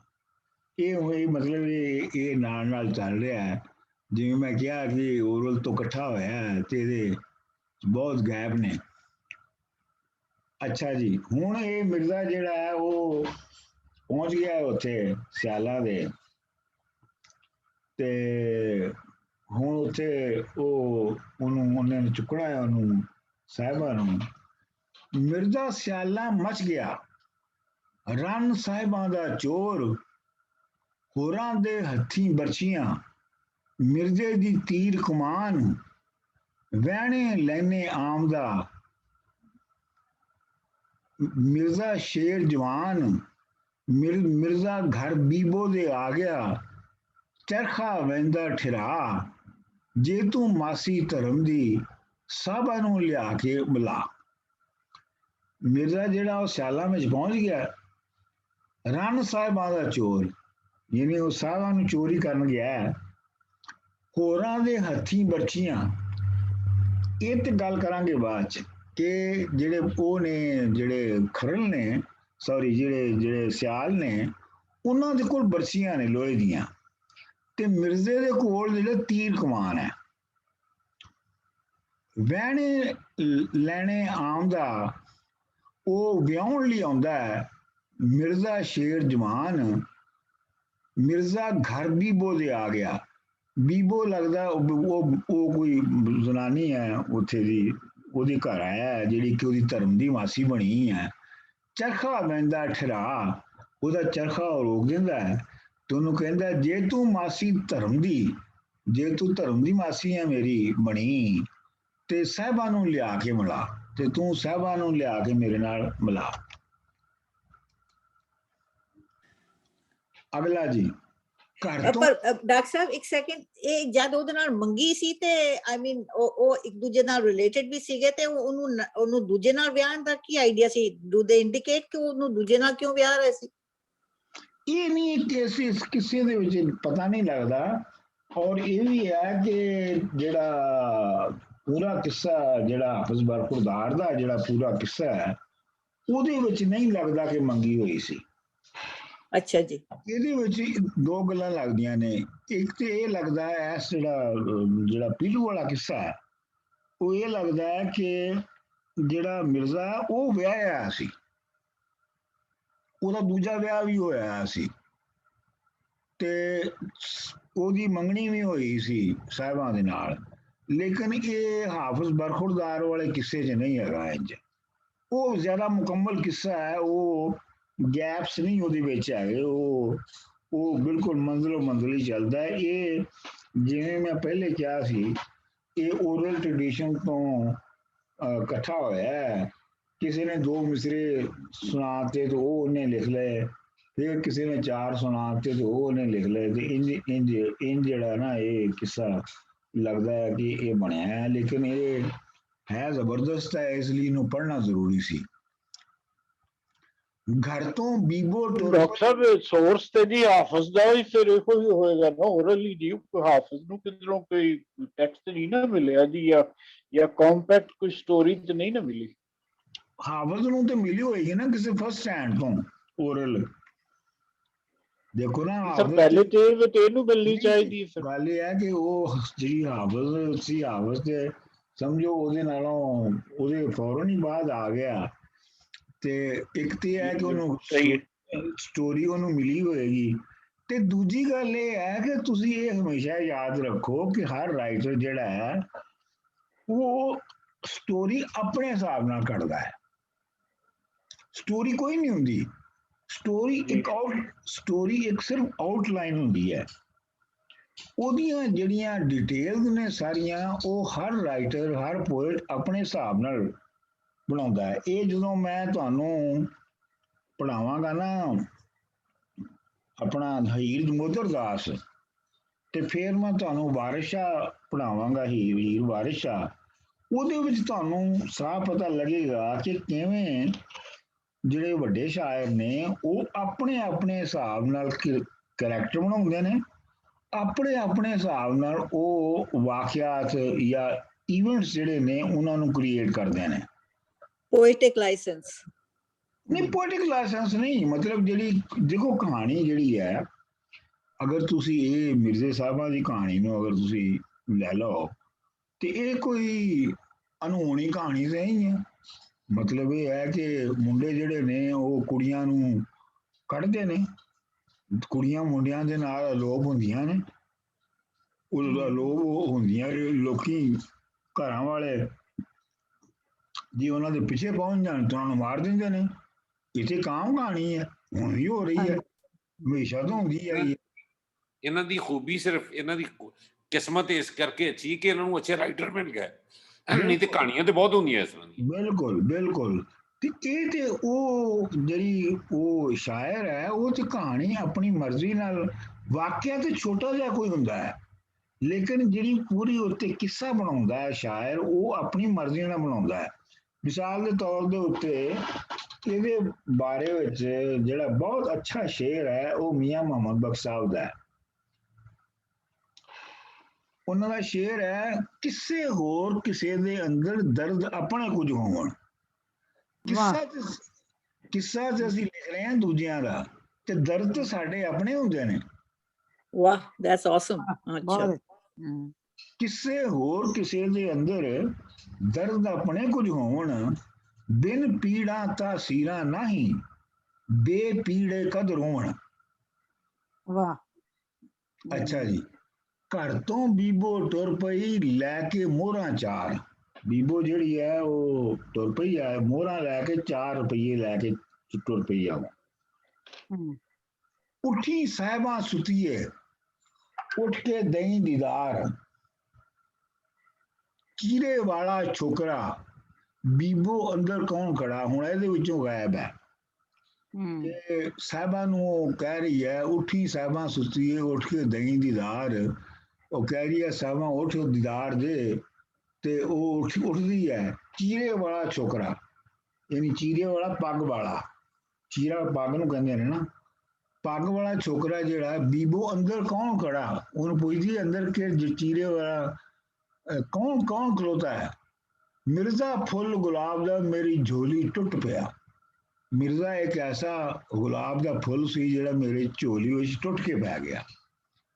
ਨਾ ਫੜ ਬਾਹਾਂ ਘੁੱਟ ਕੇ ਵੰਗਾਂ ਜਾਂਦੀਆਂ ਟੁੱਟ। ਤੇ ਉਹ ਮਿਰਜ਼ੇ ਨੂੰ ਕਹਿੰਦੀ ਹੈ ਕਿ ਮੇਰੀਆਂ ਘੁੱਟ ਕੇ ਬਾਹਾਂ ਨਾ ਫੜ, ਮੇਰੀਆਂ ਜਿਹੜੀਆਂ ਵੰਗਾਂ ਨੇ, ਚੂੜੀਆਂ ਨੇ, ਇਹ ਟੁੱਟ ਜਾਣੀਆਂ ਨੇ। ਅੱਛਾ ਜੀ,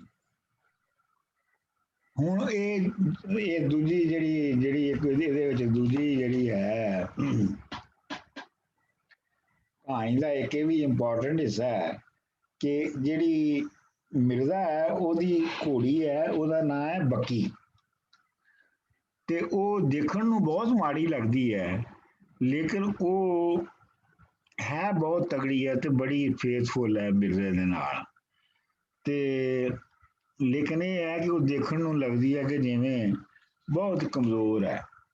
ਤੇ ਇਹ ਹੁਣ ਜਦੋਂ ਉਹ ਦੇਖਦੀ ਹੈ ਸਾਹਿਬਾਂ ਉਹਦੇ ਘੋੜੇ ਨੂੰ ਜਿੱਥੇ ਬਹਿ ਕੇ ਜਾਣਾ ਹੈ, ਤੇ ਉਹ ਕਹਿੰਦੀ ਹੈ ਮਾੜੀ ਤੇਰੀ ਟੈਰਕੀ, ਟੈਰਕੀ ਕਹਿੰਦੇ ਨੇ ਭੈੜੀ ਜੀ ਘੋੜੀ, ਮਾੜੀ ਤੇਰੀ ਟੈਰਕੀ ਮਿਰਜ਼ਾ ਲਿਆਇਆ ਕਿਧਰੋਂ ਟੋਰ, ਇਹ ਕਿੱਥੋਂ ਲੈ ਕੇ ਆਇਆ, ਸੁੱਕਾ ਇਹਦਾ ਚੌਖਟਾ,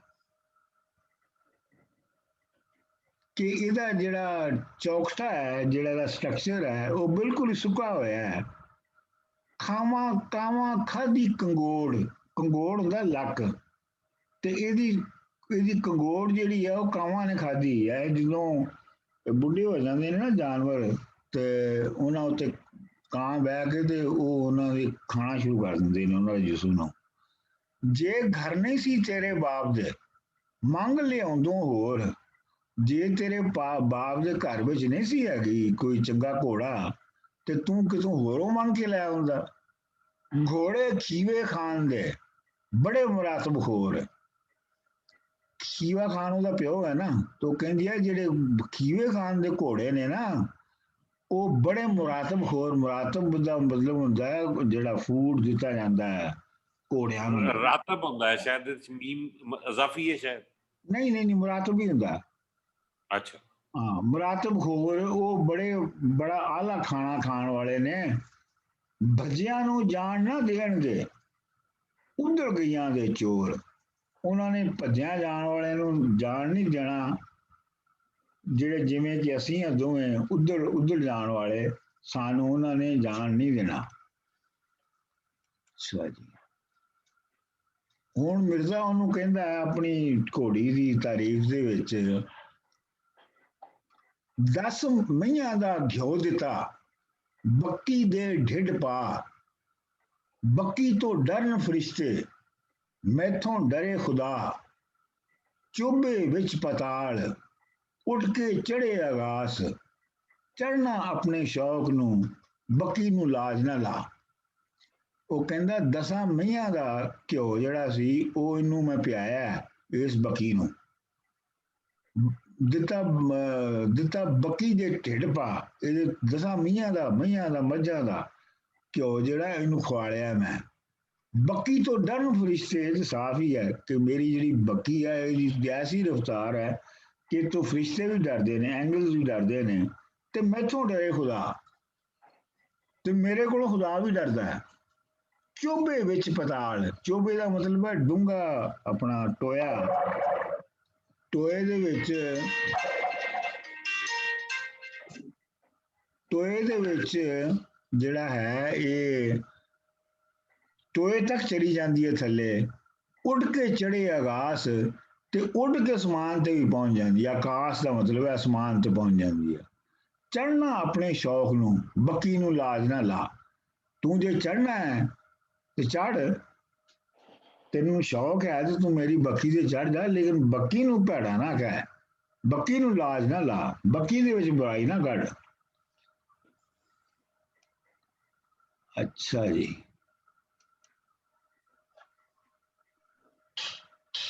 ਉਹ ਸੁੱਤਾ ਨਹੀਂ, ਉਹ ਜਾਗਦਾ। ਹੁਣ ਉਹ ਜਾ ਕੇ ਤੇ ਬਾਰ ਦੇ ਵਿੱਚ ਜਣ ਦੇ ਥੱਲੇ ਸੌਂ ਗਿਆ ਤੇ ਉਹ ਹੁਣ ਉੱਠ ਨਹੀਂ ਰਿਹਾ। ਸੁੱਤਾ ਨਹੀਂ, ਉਹ ਜਾਗਦਾ, ਕਾਇਮ ਨਹੀਂ ਹੁੰਦਾ ਸਰੀਰ। ਵੇਖ ਜਿਦੜੀ ਦੀ ਛਤਰੀ, ਸਰ ਪਰ ਬੋਲੇ ਕਾਂ। ਤਾਂਗੋਂ ਕੌਣ ਹੈ ਇਹ?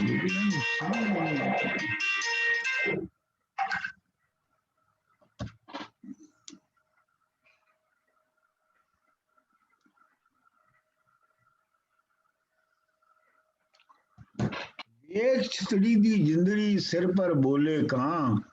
ਤਾਂਗੋਂ ਭਿਜੇ ਮਲਕਲ ਮੌਤ ਦੇ, ਤਾਂਗੋਂ ਭੇਜੇ ਮਲਕਲ ਮੌਤ ਦੇ। ਕਿਤੇ ਨਹੀਂਓ ਦਿੰਦੇ ਜਾਣ, ਛੜ ਸਿਆਲ ਮਾਰਨਗੇ ਬੜੇ ਸੂਰਮੇ ਜਵਾਨ। ਉੱਠ ਮਿਰਜ਼ਿਆ ਸੁੱਤਿਆ, ਕਿਉਂ ਪਿਆ ਬੜੇ ਗੁਮਾਨ। ਮਤਲਬ ਉਹ ਆਪਣਾ ਸੁੱਤਾ ਪਿਆ ਤੇ ਜਾਗਦਾ ਨਹੀਂ ਆ, ਕਾਇਮ ਨਹੀਂ ਹੁੰਦਾ ਸਰੀਰ, ਤੇ ਉਹਦਾ ਜਿਸਮ ਜਿਹੜਾ ਹੈ ਉਹ ਚੰਗੀ ਤਰ੍ਹਾਂ ਜਿਹੜਾ ਹੈ ਉਹ ਅਲਰਟ ਨਹੀਂ ਹੋ ਰਿਹਾ। ਵੇਖ ਜਿੰਦੜੀ ਦੀ ਛਤੜੀ, ਤੇਰੀ ਜਾਨ ਦੀ ਛਤੜੀ ਜਿਹੜੀ ਹੈ ਉਹਦੇ ਉੱਤੇ ਕਾਂ ਬੈਠਾ ਬੋਲ ਰਿਹਾ, ਮਤਲਬ ਫਰਿਸ਼ਤਿਆਂ ਨੇ ਆ ਕੇ ਤੈਨੂੰ ਲੈ ਜਾਣਾ ਹੈ। ਤਾਂਗੋਂ ਭੇਜੇ ਮੁਲਕਲ ਮੌਤ ਦੇ, ਇਹ ਜਿਹੜੇ ਕਾਂ ਨੇ ਇਹ ਮਲਕਲ ਮੌਤ ਯਾਨੀ ਮੌਤ ਦੇ ਫਰਿਸ਼ਤੇ ਨੇ ਘੱਲੇ ਨੇ। ਕਿਤੇ ਨਹੀਂ ਉਹ ਦਿੰਦੇ ਜਾਣ, ਇਹੋ ਤੈਨੂੰ ਇਹਨਾਂ ਨੇ ਕਿਤੇ ਜਾਣ ਨਹੀਂ ਦੇਣਾ। ਛੇੜ ਇਹ ਮੇਰੇ ਖਿਆਲ ਫੜ ਸਿਆਲ ਮਾਰਨਗੇ ਬੜੇ ਸੂਰਮੇ ਜਵਾਨ। ਤੇ ਉੱਠ ਮਿਰਜ਼ਿਆ ਸੁੱਤਿਆ, ਕਿਉਂ ਪਿਆ ਬੜੇ ਗੁਮਾਨ। ਉੱਠ ਤੇ ਤੂੰ ਇੰਨੇ ਗਰੂਰ ਦੇ ਵਿੱਚ ਕਿਉਂ ਸੌਂ ਗਿਆ ਹੈ ਤੇ ਕਿਉਂ ਲੰਮਾ ਪਿਆ ਹੈ। ਅੱਛਾ ਜੀ, ਇਹ ਹੁਣ ਉਹ ਇਹ ਹੈ ਕਿ ਇਹਦੇ ਵਿੱਚ ਕਹਾਣੀ ਵਿੱਚ ਇਹ ਵੀ ਆਉਂਦਾ ਹੈ ਕਿ ਜਿਹੜੀ ਸਾਹਿਬਾ ਹੈ ਉਹਦੇ ਜਦੋਂ ਸੌਂ ਜਾਂਦਾ ਹੈ ਤੇ ਉਹਦੇ ਦਿਲ ਵਿੱਚ ਬੇਈਮਾਨੀ ਆ ਜਾਂਦੀ ਹੈ ਕਿ ਇਹ ਮਿਰਜ਼ਾ ਜਿਹੜਾ ਹੈ ਇਹ ਮੇਰੇ ਭਰਾਵਾਂ ਨੂੰ ਮਾਰ ਦੇਗਾ। ਤੇ ਉਹਦਾ ਜਿਹੜਾ ਤੀਰ ਕਮਾਨ ਹੈ ਉਹ ਜੰਡ ਦੇ ਉੱਤੇ ਤਾਂ ਟੰਗ ਦਿੰਦੀ ਹੈ। ਤੇ ਜਦੋਂ ਮਿਰਜ਼ੇ ਦੇ ਉੱਤੇ ਹਮਲਾ ਹੁੰਦਾ ਹੈ ਤੇ ਉਹ ਆਪਣਾ ਤੀਰ ਕਮਾਨ ਲੱਭਦਾ ਹੈ ਤੇ ਉਹਨੂੰ ਲੱਭਦਾ ਨਹੀਂ, ਉਹ ਤੇ ਉਹਨੇ ਸਾਹਿਬਾਂ ਨੇ ਪਹਿਲੇ ਟੰਗ ਦਿੱਤਾ ਹੈ ਤੇ ਇਸ ਵਜ੍ਹਾ ਤੋਂ ਵੀ ਉਹ ਮਾਰਿਆ ਜਾਂਦਾ ਹੈ। ਤੇ ਇਹ ਬੰਦ ਉਹਦੇ ਸਿਲਸਿਲੇ 'ਚ ਹੈ। ਮੰਦਾ ਕੀਤਾ ਸਾਹਿਬਾਂ, ਮੇਰਾ ਤਰਕਸ਼ ਦਿੱਤਾ ਟੰਗ। 300 ਕਾਨੀ ਮਿਰਜ਼ੇ ਜਵਾਨ ਦੀ, ਦੇਂਦਾ ਸਿਆਲਾਂ ਨੂੰ ਵੰਡ। ਪਹਿਲੀ ਮਾਰ ਦਾ ਵੀਰ ਸ਼ਮੀਰ ਦੇ, ਦੂਜੀ ਕੁੱਲੇ ਦੇ ਤੰਗ। ਤੀਜੀ ਮਾਰਾਂ ਜੋੜ ਕੇ, ਜਿਹਦੀ ਹੈ ਤੂੰ ਮੰਗ। ਸਰ ਤੋਂ ਮੁੰਡਾਸਾ ਉੱਡ ਗਿਆ, ਗਲ ਵਿੱਚ ਪੈਂਦੀ ਝੰਡ। ਬਾਝ ਭਰਾਵਾਂ ਜੱਟ ਮਾਰਿਆ, ਕੋਈ ਨਾ ਮਿਰਜ਼ੇ ਦੇ ਸੰਗ। ਅੱਛਾ, ਮੰਦਾ ਕੀਤਾ ਸਾਹਿਬਾਂ, ਮੇਰਾ ਤਰਕਸ਼ ਦਿੱਤਾ ਟੰਗ। ਉਹ ਉਹਨੂੰ ਸਾਹਿਬਾਂ ਨੂੰ ਕਹਿੰਦਾ ਹੈ ਕਿ ਤੂੰ ਬਹੁਤ ਭੈੜਾ ਕੀਤਾ, ਮੇਰਾ ਤਰਕਸ਼ ਦਿੱਤਾ ਉਹ ਜਿਹੜਾ ਹੈ ਉਹ ਤੂੰ ਉੱਤੇ ਜਾ ਟੰਗ ਦਿੱਤਾ ਹੈ। 300 ਕਾਨੀ ਦਾ ਮਤਲਬ ਹੈ ਤੀਰ। ਮੈਂ 300 ਤੀਰ ਜਿਹੜੇ ਨੇ ਉਹ ਦਿੰਦਾ ਸਿਆਲਾਂ ਨੂੰ ਵੰਡ। ਉਹ ਮੈਂ ਸਿਆਲਾਂ ਦੇ ਵਿੱਚ ਵੰਡ ਦਿੰਦਾ, ਮਤਲਬ ਸਿਆਲਾਂ ਨੂੰ ਮਾਰ ਦਿੰਦਾ ਮੈਂ 300 ਤੀਰ। ਪਹਿਲੀ ਮਾਰਦਾ ਵੀਰ ਸ਼ਮੀਰ ਦੇ, ਪਹਿਲੀ ਤੇਰੇ ਭਰਾ ਨੂੰ ਮਾਰਦਾ, ਉਹਦਾ ਨਾਂ ਸ਼ਮੀਰ ਹੈ। ਦੂਜੀ ਕੁੱਲੇ ਦੇ ਤੰਗ, ਤੇ ਦੂਜੀ ਜਿਹੜਾ ਉਹਦਾ ਘੋੜਾ ਉਹਦਾ ਨਾਂ ਕੁੱਲਾ ਹੈ, ਦੂਜੀ ਉਹਦੇ ਸੀਨੇ ਵਿੱਚ ਮਾਰਦਾ। ਤੀਜੀ ਮਾਰਾਂ ਜੋੜ ਕੇ, ਜਿਹਦੀ ਹੈ ਤੂੰ ਮੰਗ। ਤੇ ਤੀਜੀ ਉਸ ਨੂੰ ਮਾਰਦਾ ਜਿਹੜਾ ਤੈਨੂੰ ਵਿਆਹਣ ਆਇਆ ਸੀ, ਜਿਹੜੀ ਤੂੰ ਮੰਗ ਸੀ, ਜਿਹੜੀ ਤੈਨੂੰ ਵਿਆਹ ਕੇ ਲਿਜਾਣ ਆਇਆ ਸੀ। ਸਿਰ ਤੋਂ ਮੁੰਡਾਸਾ ਉੱਡ ਗਿਆ, ਉਹਦਾ ਮੁੰਡਾਸਾ ਜਿਹੜਾ ਬੰਨਿਆ ਹੁੰਦਾ ਸਿਰ ਦੇ ਉੱਤੇ ਉਹ ਕਹਿੰਦਾ ਉੱਡ ਗਿਆ। ਗਲ ਵਿੱਚ ਪੈਂਦੀ ਝੰਡ, ਤੇ ਵਾਲ ਜਿਹੜੇ ਉਹਦੇ ਸਾਰੇ ਨੇ ਉਹ ਉਹਦੇ ਗਲ ਵਿੱਚ ਪੈ ਗਏ ਨੇ, ਇਨੀ ਬੁਰਾ ਹਾਲ ਹੋ ਗਿਆ। ਬਾਝ ਭਰਾਵਾਂ ਜੱਟ ਮਾਰਿਆ, ਕੋਈ ਨਾ ਮਿਰਜ਼ੇ ਦੇ ਸੰਗ। ਕਿ ਭਰਾਵਾਂ ਤੋਂ ਬਗੈਰ ਮਿਰਜ਼ਾ ਜਿਹੜਾ ਉਹ ਮਰ ਗਿਆ ਤੇ ਕੋਈ ਉਹਦੇ ਨਾਲ ਨਹੀਂ ਸੀ ਹੈਗਾ ਉਸ ਵੇਲੇ ਜਿਸ ਵੇਲੇ ਉਹ ਮਰਿਆ। ਤੇ ਇਹ ਹੁਣ ਆਖਰੀ ਬੰਦ ਹੈ ਪੀਲੂ ਪੁੱਛੇ ਸ਼ਾਇਰ ਨੂੰ ਕਿਆਂ ਵੱਲ ਗਿਆ ਜਹਾਨ, ਬਹਿ ਬਹਿ ਗਈਆਂ ਮਜਲਸਾਂ ਲੱਗ ਲੱਗ ਗਏ ਦੀਵਾਨ, ਮਿਰਜ਼ਾ ਮਾਰਿਆ ਮਲਕਲ ਮੌਤ ਦਾ ਕੁਝ ਮਾਰਿਆ ਉਹਨੂੰ ਗੁਮਾਨ, ਵਿੱਚ ਕਬਰਾਂ ਦੇ ਖੱਪ ਗਿਆ ਮਿਰਜ਼ਾ ਸੋਹਣਾ ਜਵਾਨ। ਪੀਲੂ ਪੁੱਛੇ ਸ਼ਾਇਰ ਨੂੰ, ਪੀਲੂ ਜਿਹੜਾ ਹੈ ਪੀਲੂ ਨੂੰ ਪੁੱਛਦਾ ਹੈ ਕਿ ਕਿੰਗ ਵੱਲ ਗਿਆ ਜਹਾਨ, ਕਿੱਥੇ ਗਿਆ ਜਹਾਨ ਸਾਰਾ। ਬਹਿ ਬਹਿ ਗਈਆਂ ਮਜਲਸਾਂ ਲੱਗਦੀਆਂ ਰਹੀਆਂ, ਲੱਗ ਲੱਗ ਗਏ ਦੀਵਾਨ, ਕਿੰਨੇ ਹਜ਼ਾਰਾਂ ਦੀਵਾਨ ਇੱਥੇ ਦੁਨੀਆ 'ਚ ਲੱਗਦੇ ਰਹੇ। ਮਿਰਜ਼ਾ ਮਾਰਿਆ ਮਲਕਲ ਮੌਤ ਦਾ, ਇੱਕ ਤੇ ਮਿਰਜ਼ੇ ਨੂੰ ਜਿਹੜਾ ਉਹ ਮੌਤ ਦੇ ਫਰਿਸ਼ਤੇ ਨੇ ਮਾਰਿਆ, ਕੁਝ ਮਾਰਿਆ ਉਹਨੂੰ ਗੁਮਾਨ ਤੇ ਕੁਝ ਉਹਦੇ ਗਰੂਰ ਨੇ ਉਹਨੂੰ ਮਾਰਿਆ। ਵਿੱਚ ਕਬਰਾਂ ਦੇ ਖੱਪ ਗਿਆ ਮਿਰਜ਼ਾ ਸੋਹਣਾ ਜਵਾਨ। ਇਹ ਤਾਂ ਸਾਫ਼ ਹੀ ਹੈ ਤੁਹਾਡੇ ਸਾਹਮਣੇ। ਹਾਂਜੀ, ਇਹ ਜਿਹੜਾ ਸੀ ਨਾ, ਇਹ ਪੀਲੂ ਦਾ ਮਿਰਜ਼ਾ ਸਾਹਿਬਾਂ ਸੀ, ਜਿਹਦੀ ਸਿਲੈਕਸ਼ਨ ਮੈਂ ਤੁਹਾਨੂੰ ਦੱਸ ਦਿੱਤੀ ਹੈ। ਹੁਣ ਇਹਦੇ 'ਚ ਤੁਸੀਂ ਤੁਹਾਡੇ ਜ਼ਿਹਨ 'ਚ ਕੀ ਸਵਾਲ ਹੁੰਦੇ ਨੇ? ਮੇਰੇ ਜ਼ਿਹਨ ਦੇ ਜਿਹੜੇ ਸਵਾਲ ਹੁੰਦੇ ਨੇ ਉਹ ਇਸ ਤਰ੍ਹਾਂ ਦੇ ਨੇ। ਮਿਸਾਲ ਦੇ ਤੌਰ ਦੇ ਉੱਤੇ ਜਿਹੜੇ ਸਾਹਿਬਾਂ ਦੇ ਘਰ ਵਾਲੇ ਨੇ, ਜਿਹੜੇ ਸਿਆਲ, ਉਹਨਾਂ ਕੋਲ ਬਰਛੀਆਂ ਨੇ, ਯਾਨੀ ਲੋਹੇ ਦਾ ਇਸਤੇਮਾਲ ਕਰ ਰਹੇ ਨੇ। ਉਹਨਾਂ ਦੇ ਜਿਹੜੇ ਵੈਪਨਸ ਨੇ ਉਹ ਮਾਡਰਨ ਨੇ। ਜਿਹੜਾ ਮਿਰਜ਼ਾ ਉਹ ਤੀਰ ਕਮਾਨ, ਉਹਦੇ ਕੋਲ ਤੀਰ ਕਮਾਨ ਹੈ, ਉਹਦੇ ਕੋਲ, ਯਾਨੀ ਉਹ ਪ੍ਰੀ ਆਇਰਨ ਪੀਰੀਅਡ ਦਾ ਜਿਹੜਾ ਵੈਪਨ ਆ ਉਹਨੂੰ ਯੂਜ਼ ਕਰ ਰਿਹਾ, ਜਦੋਂ ਕਿ ਉਹ ਪੋਸਟ ਆਇਰਨ ਦੌਰ ਦੇ ਵੈਪਨਸ ਨੂੰ ਯੂਜ਼ ਕਰ ਰਹੇ ਨੇ। ਕੀ ਖਿਆਲ ਹੈ ਤੁਹਾਡਾ? मतलब जी बिल्कुल बिल्कुल ठीक कह रहे हो डॉक्टर साहब, क्योंकि देखो लेकिन वो ਜਿਹੜਾ ਜ਼ਮਾਨਾ ਦੱਸ ਰਹੇ, ਜਿਹੜਾ ਟਾਈਮ ਹੈ ਉਹਦੇ ਚ ਤੇ ਉਹ ਮਿਰਜ਼ਾ ਦੇ ਸਾਹਿਬਾ ਇੱਕ ਹੀ ਜ਼ਮਾਨੇ ਦੇ, ਫਿਰ ਇਹ ਦੋ ਮੁxtਲਿਫ ਚੀਜ਼ਾਂ, ਕੁਝ ਥੋੜਾ ਜਿਹਾ ਦਿਮਾਗ ਚ ਆਂਦਾ ਨਾ ਸਵਾਲ ਕਿ ਇੱਕ ਪਾਸੇ ਤੀਰ ਕਮਾਨ ਹੈ, ਦੂਜੇ ਪਾਸੇ ਉਹ ਵਰਛੀਆਂ ਨੇ। ਮੇਰੇ ਖਿਆਲ ਚ economic, does it show economic disparity ਕਿ ਉਹ ਹਾਂਜੀ ਹਾਂਜੀ ਹਾਂਜੀ ਹਾਂਜੀ। ਇਹਦਾ ਮਤਲਬ ਇਹ ਹੈ ਕਿ ਇਹ ਕਹਾਣੀ ਜਿਹੜੀ ਹੈ, ਜਿਹੜਾ ਮਿਰਜ਼ਾ ਹੈ ਉਹ ਪ੍ਰਿਮਿਟਿਵ ਜਿਹੜਾ ਜ਼ਮਾਨਾ ਹੈ ਉਹਨੂੰ ਰਿਪਰੈਜ਼ੈਂਟ ਕਰ ਰਿਹਾ ਹੈ, ਤੇ ਸਾਹਿਬਾਂ ਜਿਹੜੀ ਹੈ ਜਾਂ ਸਾਹਿਬਾਂ ਦਾ ਜਿਹੜਾ ਪਰਿਵਾਰ ਹੈ ਜਾਂ ਉਹਦਾ ਟੱਬਰ ਹੈ, ਉਹ ਕੁਝ ਅੱਗੇ ਵਧੇ ਹੋਏ ਪੀਰੀਅਡ ਦਾ ਨੂੰ ਜ਼ਾਹਰ ਕਰ ਰਿਹਾ ਹੈ। ਲੇਕਿਨ ਡਾਕਟਰ ਸਾਹਿਬ ਇੱਕ ਹੋਰ ਵੀ ਹੋ ਸਕਦਾ ਹੈ ਕਿ ਦੇਖੋ ਤੀਰ ਕਮਾਨ ਨਾਲ ਜਿਹੜਾ ਦੁਸ਼ਮਣ ਨੂੰ ਮਾਰਨਾ ਹੈ ਉਹ ਮੁਕਾਬਲਤਨ ਆਸਾਨ ਹੈ, ਵਰਛੀ ਜਾਂ ਬਲਨ ਨਾਲ ਉਹਦੇ ਕੋਲ ਆ ਕੇ ਬਿਲਕੁਲ ਉਹਦੇ ਸਿਰ ਤੇ ਪਹੁੰਚ ਕੇ ਉਹ ਵਾਰ ਕਰਨਾ, ਤੇ ਤੀਰ ਅਗਰ ਬਹੁਤ ਐਕਸਪਰਟ ਹੈ ਤੇ ਉਹ ਦੁਰਾਡਾ ਖਲੋ ਕੇ ਵੀ ਤਸਰਫ ਮਾਰ ਸਕਦਾ। ਨਹੀਂ, ਤੁਹਾਡੀ ਗੱਲ ਆਪਣੀ ਜਿਹੜੀ ਉਹ ਆਪਣੀ ਜਗ੍ਹਾ ਵੇ ਜੀ। ਨਹੀਂ, ਦੇਖੋ ਗੱਲ ਇਹ ਹੈਗੀ ਹੈ ਕਿ ਇਹ ਪੂਰੀ ਕਹਾਣੀ ਜਿਹੜੀ ਹੈ, ਇਹ ਕਹਾਣੀ ਦੀ ਬੈਕਗਰਾਉਂਡ ਵਿੱਚ ਇਹ ਹੈਗਾ ਕਿ ਜਿਹੜੇ ਹੜੱਪੇ ਸਿਵਲਾਈਜੇਸ਼ਨ ਦੇ ਲੋਕ ਸਨ ਉਹਨਾਂ ਕੋਲ ਸਿਰਫ ਤੀਰ ਕਮਾਨ ਸੀ। ਜਿਹੜੇ ਬਾਹਰੋਂ ਆਏ ਇਹ ਆਪਣਾ ਜਿਹੜੇ ਏਰੀਅਨਸ, ਇਹਨਾਂ ਦੇ ਕੋਲ ਲੋਹੇ ਦਾ ਇਸਤੇਮਾਲ ਸੀ, ਲੋਹੇ ਦੇ ਹਥਿਆਰ ਸਨ ਤੇ ਲੋਹੇ ਦੀਆਂ ਆਪਣਾ ਇਹਨਾਂ ਦੀਆਂ ਬੱਗੀਆਂ ਸਨ, ਤੇ ਇਸ ਵਜ੍ਹਾ ਤੋਂ ਦੱਸਿਆ ਜੀ ਉਸ ਵੇਲੇ, ਤੇ ਇਸ ਵਾਸਤੇ ਇਹ ਵੀ ਮਤਲਬ ਹੈ ਕਿ ਜਿਹੜਾ ਪਿੱਛੇ ਰਹਿ ਗਿਆ ਹੋਇਆ ਜਿਹੜਾ ਸਮਾਜ ਹੈ, ਸਮਾਜ ਦਾ ਜਿਹੜਾ ਹਿੱਸਾ, ਸਮਾਜ ਦਾ ਜਿਹੜਾ ਵੀ ਹਿੱਸਾ ਪਿੱਛੇ ਰਹਿ ਜਾਂਦਾ ਹੈ ਉਹ ਜਿੱਤ ਨਹੀਂ ਸਕਦਾ। ਉਹ ਕੋਸ਼ਿਸ਼ ਤੇ ਕਰ ਸਕਦਾ ਹੈ ਆਪਣੇ ਆਪ ਨੂੰ ਉਠਾਉਣ ਦੀ, ਲੇਕਿਨ ਜਿੱਦਾਂ ਉਹੀ ਹੈ ਜਿਹੜਾ ਤਰੱਕੀ ਦੇ ਵਿੱਚ ਅੱਗੇ ਪਹੁੰਚਿਆ ਹੁੰਦਾ ਹੈ, ਤੇ ਉਹ ਜਿਹੜੇ ਬਰਛੀਆਂ ਵਾਲੇ ਨੇ ਉਹ ਅੱਗੇ ਨੇ ਤੇ ਇਹ ਤੀਰ ਕਮਾਨ ਵਾਲਾ ਜਿਹੜਾ ਇਹ ਪਿੱਛੇ ਹੈ। ਹਾਂ, ਹੁਣ ਇਹਦੇ ਵਿੱਚ ਦੂਜਾ ਇਹ ਸਵਾਲ ਪੈਦਾ ਹੁੰਦਾ ਹੈ ਕਿ ਜਿਹੜੀ ਕਿਆ ਜਿਹੜਾ ਸ਼ਾਇਰ ਹੈ ਉਹ ਮਿਰਜ਼ੇ ਨੂੰ ਸਹਿਬਾਂ ਨੂੰ ਚੁੱਕਣ ਵਾਸਤੇ ਘੱਲ ਕੇ, ਕਿਆ ਉਹ ਜਿਹੜੀ ਪੁਰਾਣੀ ਸੁਸਾਇਟੀ ਸੀ, ਪ੍ਰਿਮਿਟਿਵ ਸੁਸਾਇਟੀ ਸੀ, क्या ਉਹਨੂੰ ਵਾਪਸ ਲਿਆਉਣ ਦਾ ਸਿੰਬਲ ਹੈ?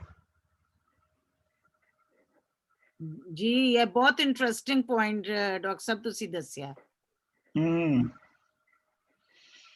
ਕਿਉਂਕਿ ਜਿਹੜੀ ਅੰਡਰ ਕਰੰਟਸ ਹੁੰਦੇ ਨੇ ਨਾ ਕਿਸੇ ਵੀ ਸ਼ਾਇਰੀ ਦੇ ਔਰ ਉਹਦੇ ਵਿੱਚ ਜਿਹੜੇ ਸਿੰਬਲ ਤੇ ਮੈਟਾਫਰ ਜਿਹੜੇ ਯੂਜ਼ ਹੋਏ ਹੁੰਦੇ ਨੇ ਉਹ ਉਹਨਾਂ ਦੇ ਪਿੱਛੇ ਬਹੁਤ ਜ਼ਿਆਦਾ ਉਹਨਾਂ ਦੇ ਪਿੱਛੇ ਜਿਹੜੀ ਹੈ ਉਹਨਾਂ ਦੀ ਬੈਕਗਰਾਉਂਡ ਹੁੰਦੀ ਹੈ, ਉਹ ਐਵੇਂ ਨਹੀਂ ਹੁੰਦੇ।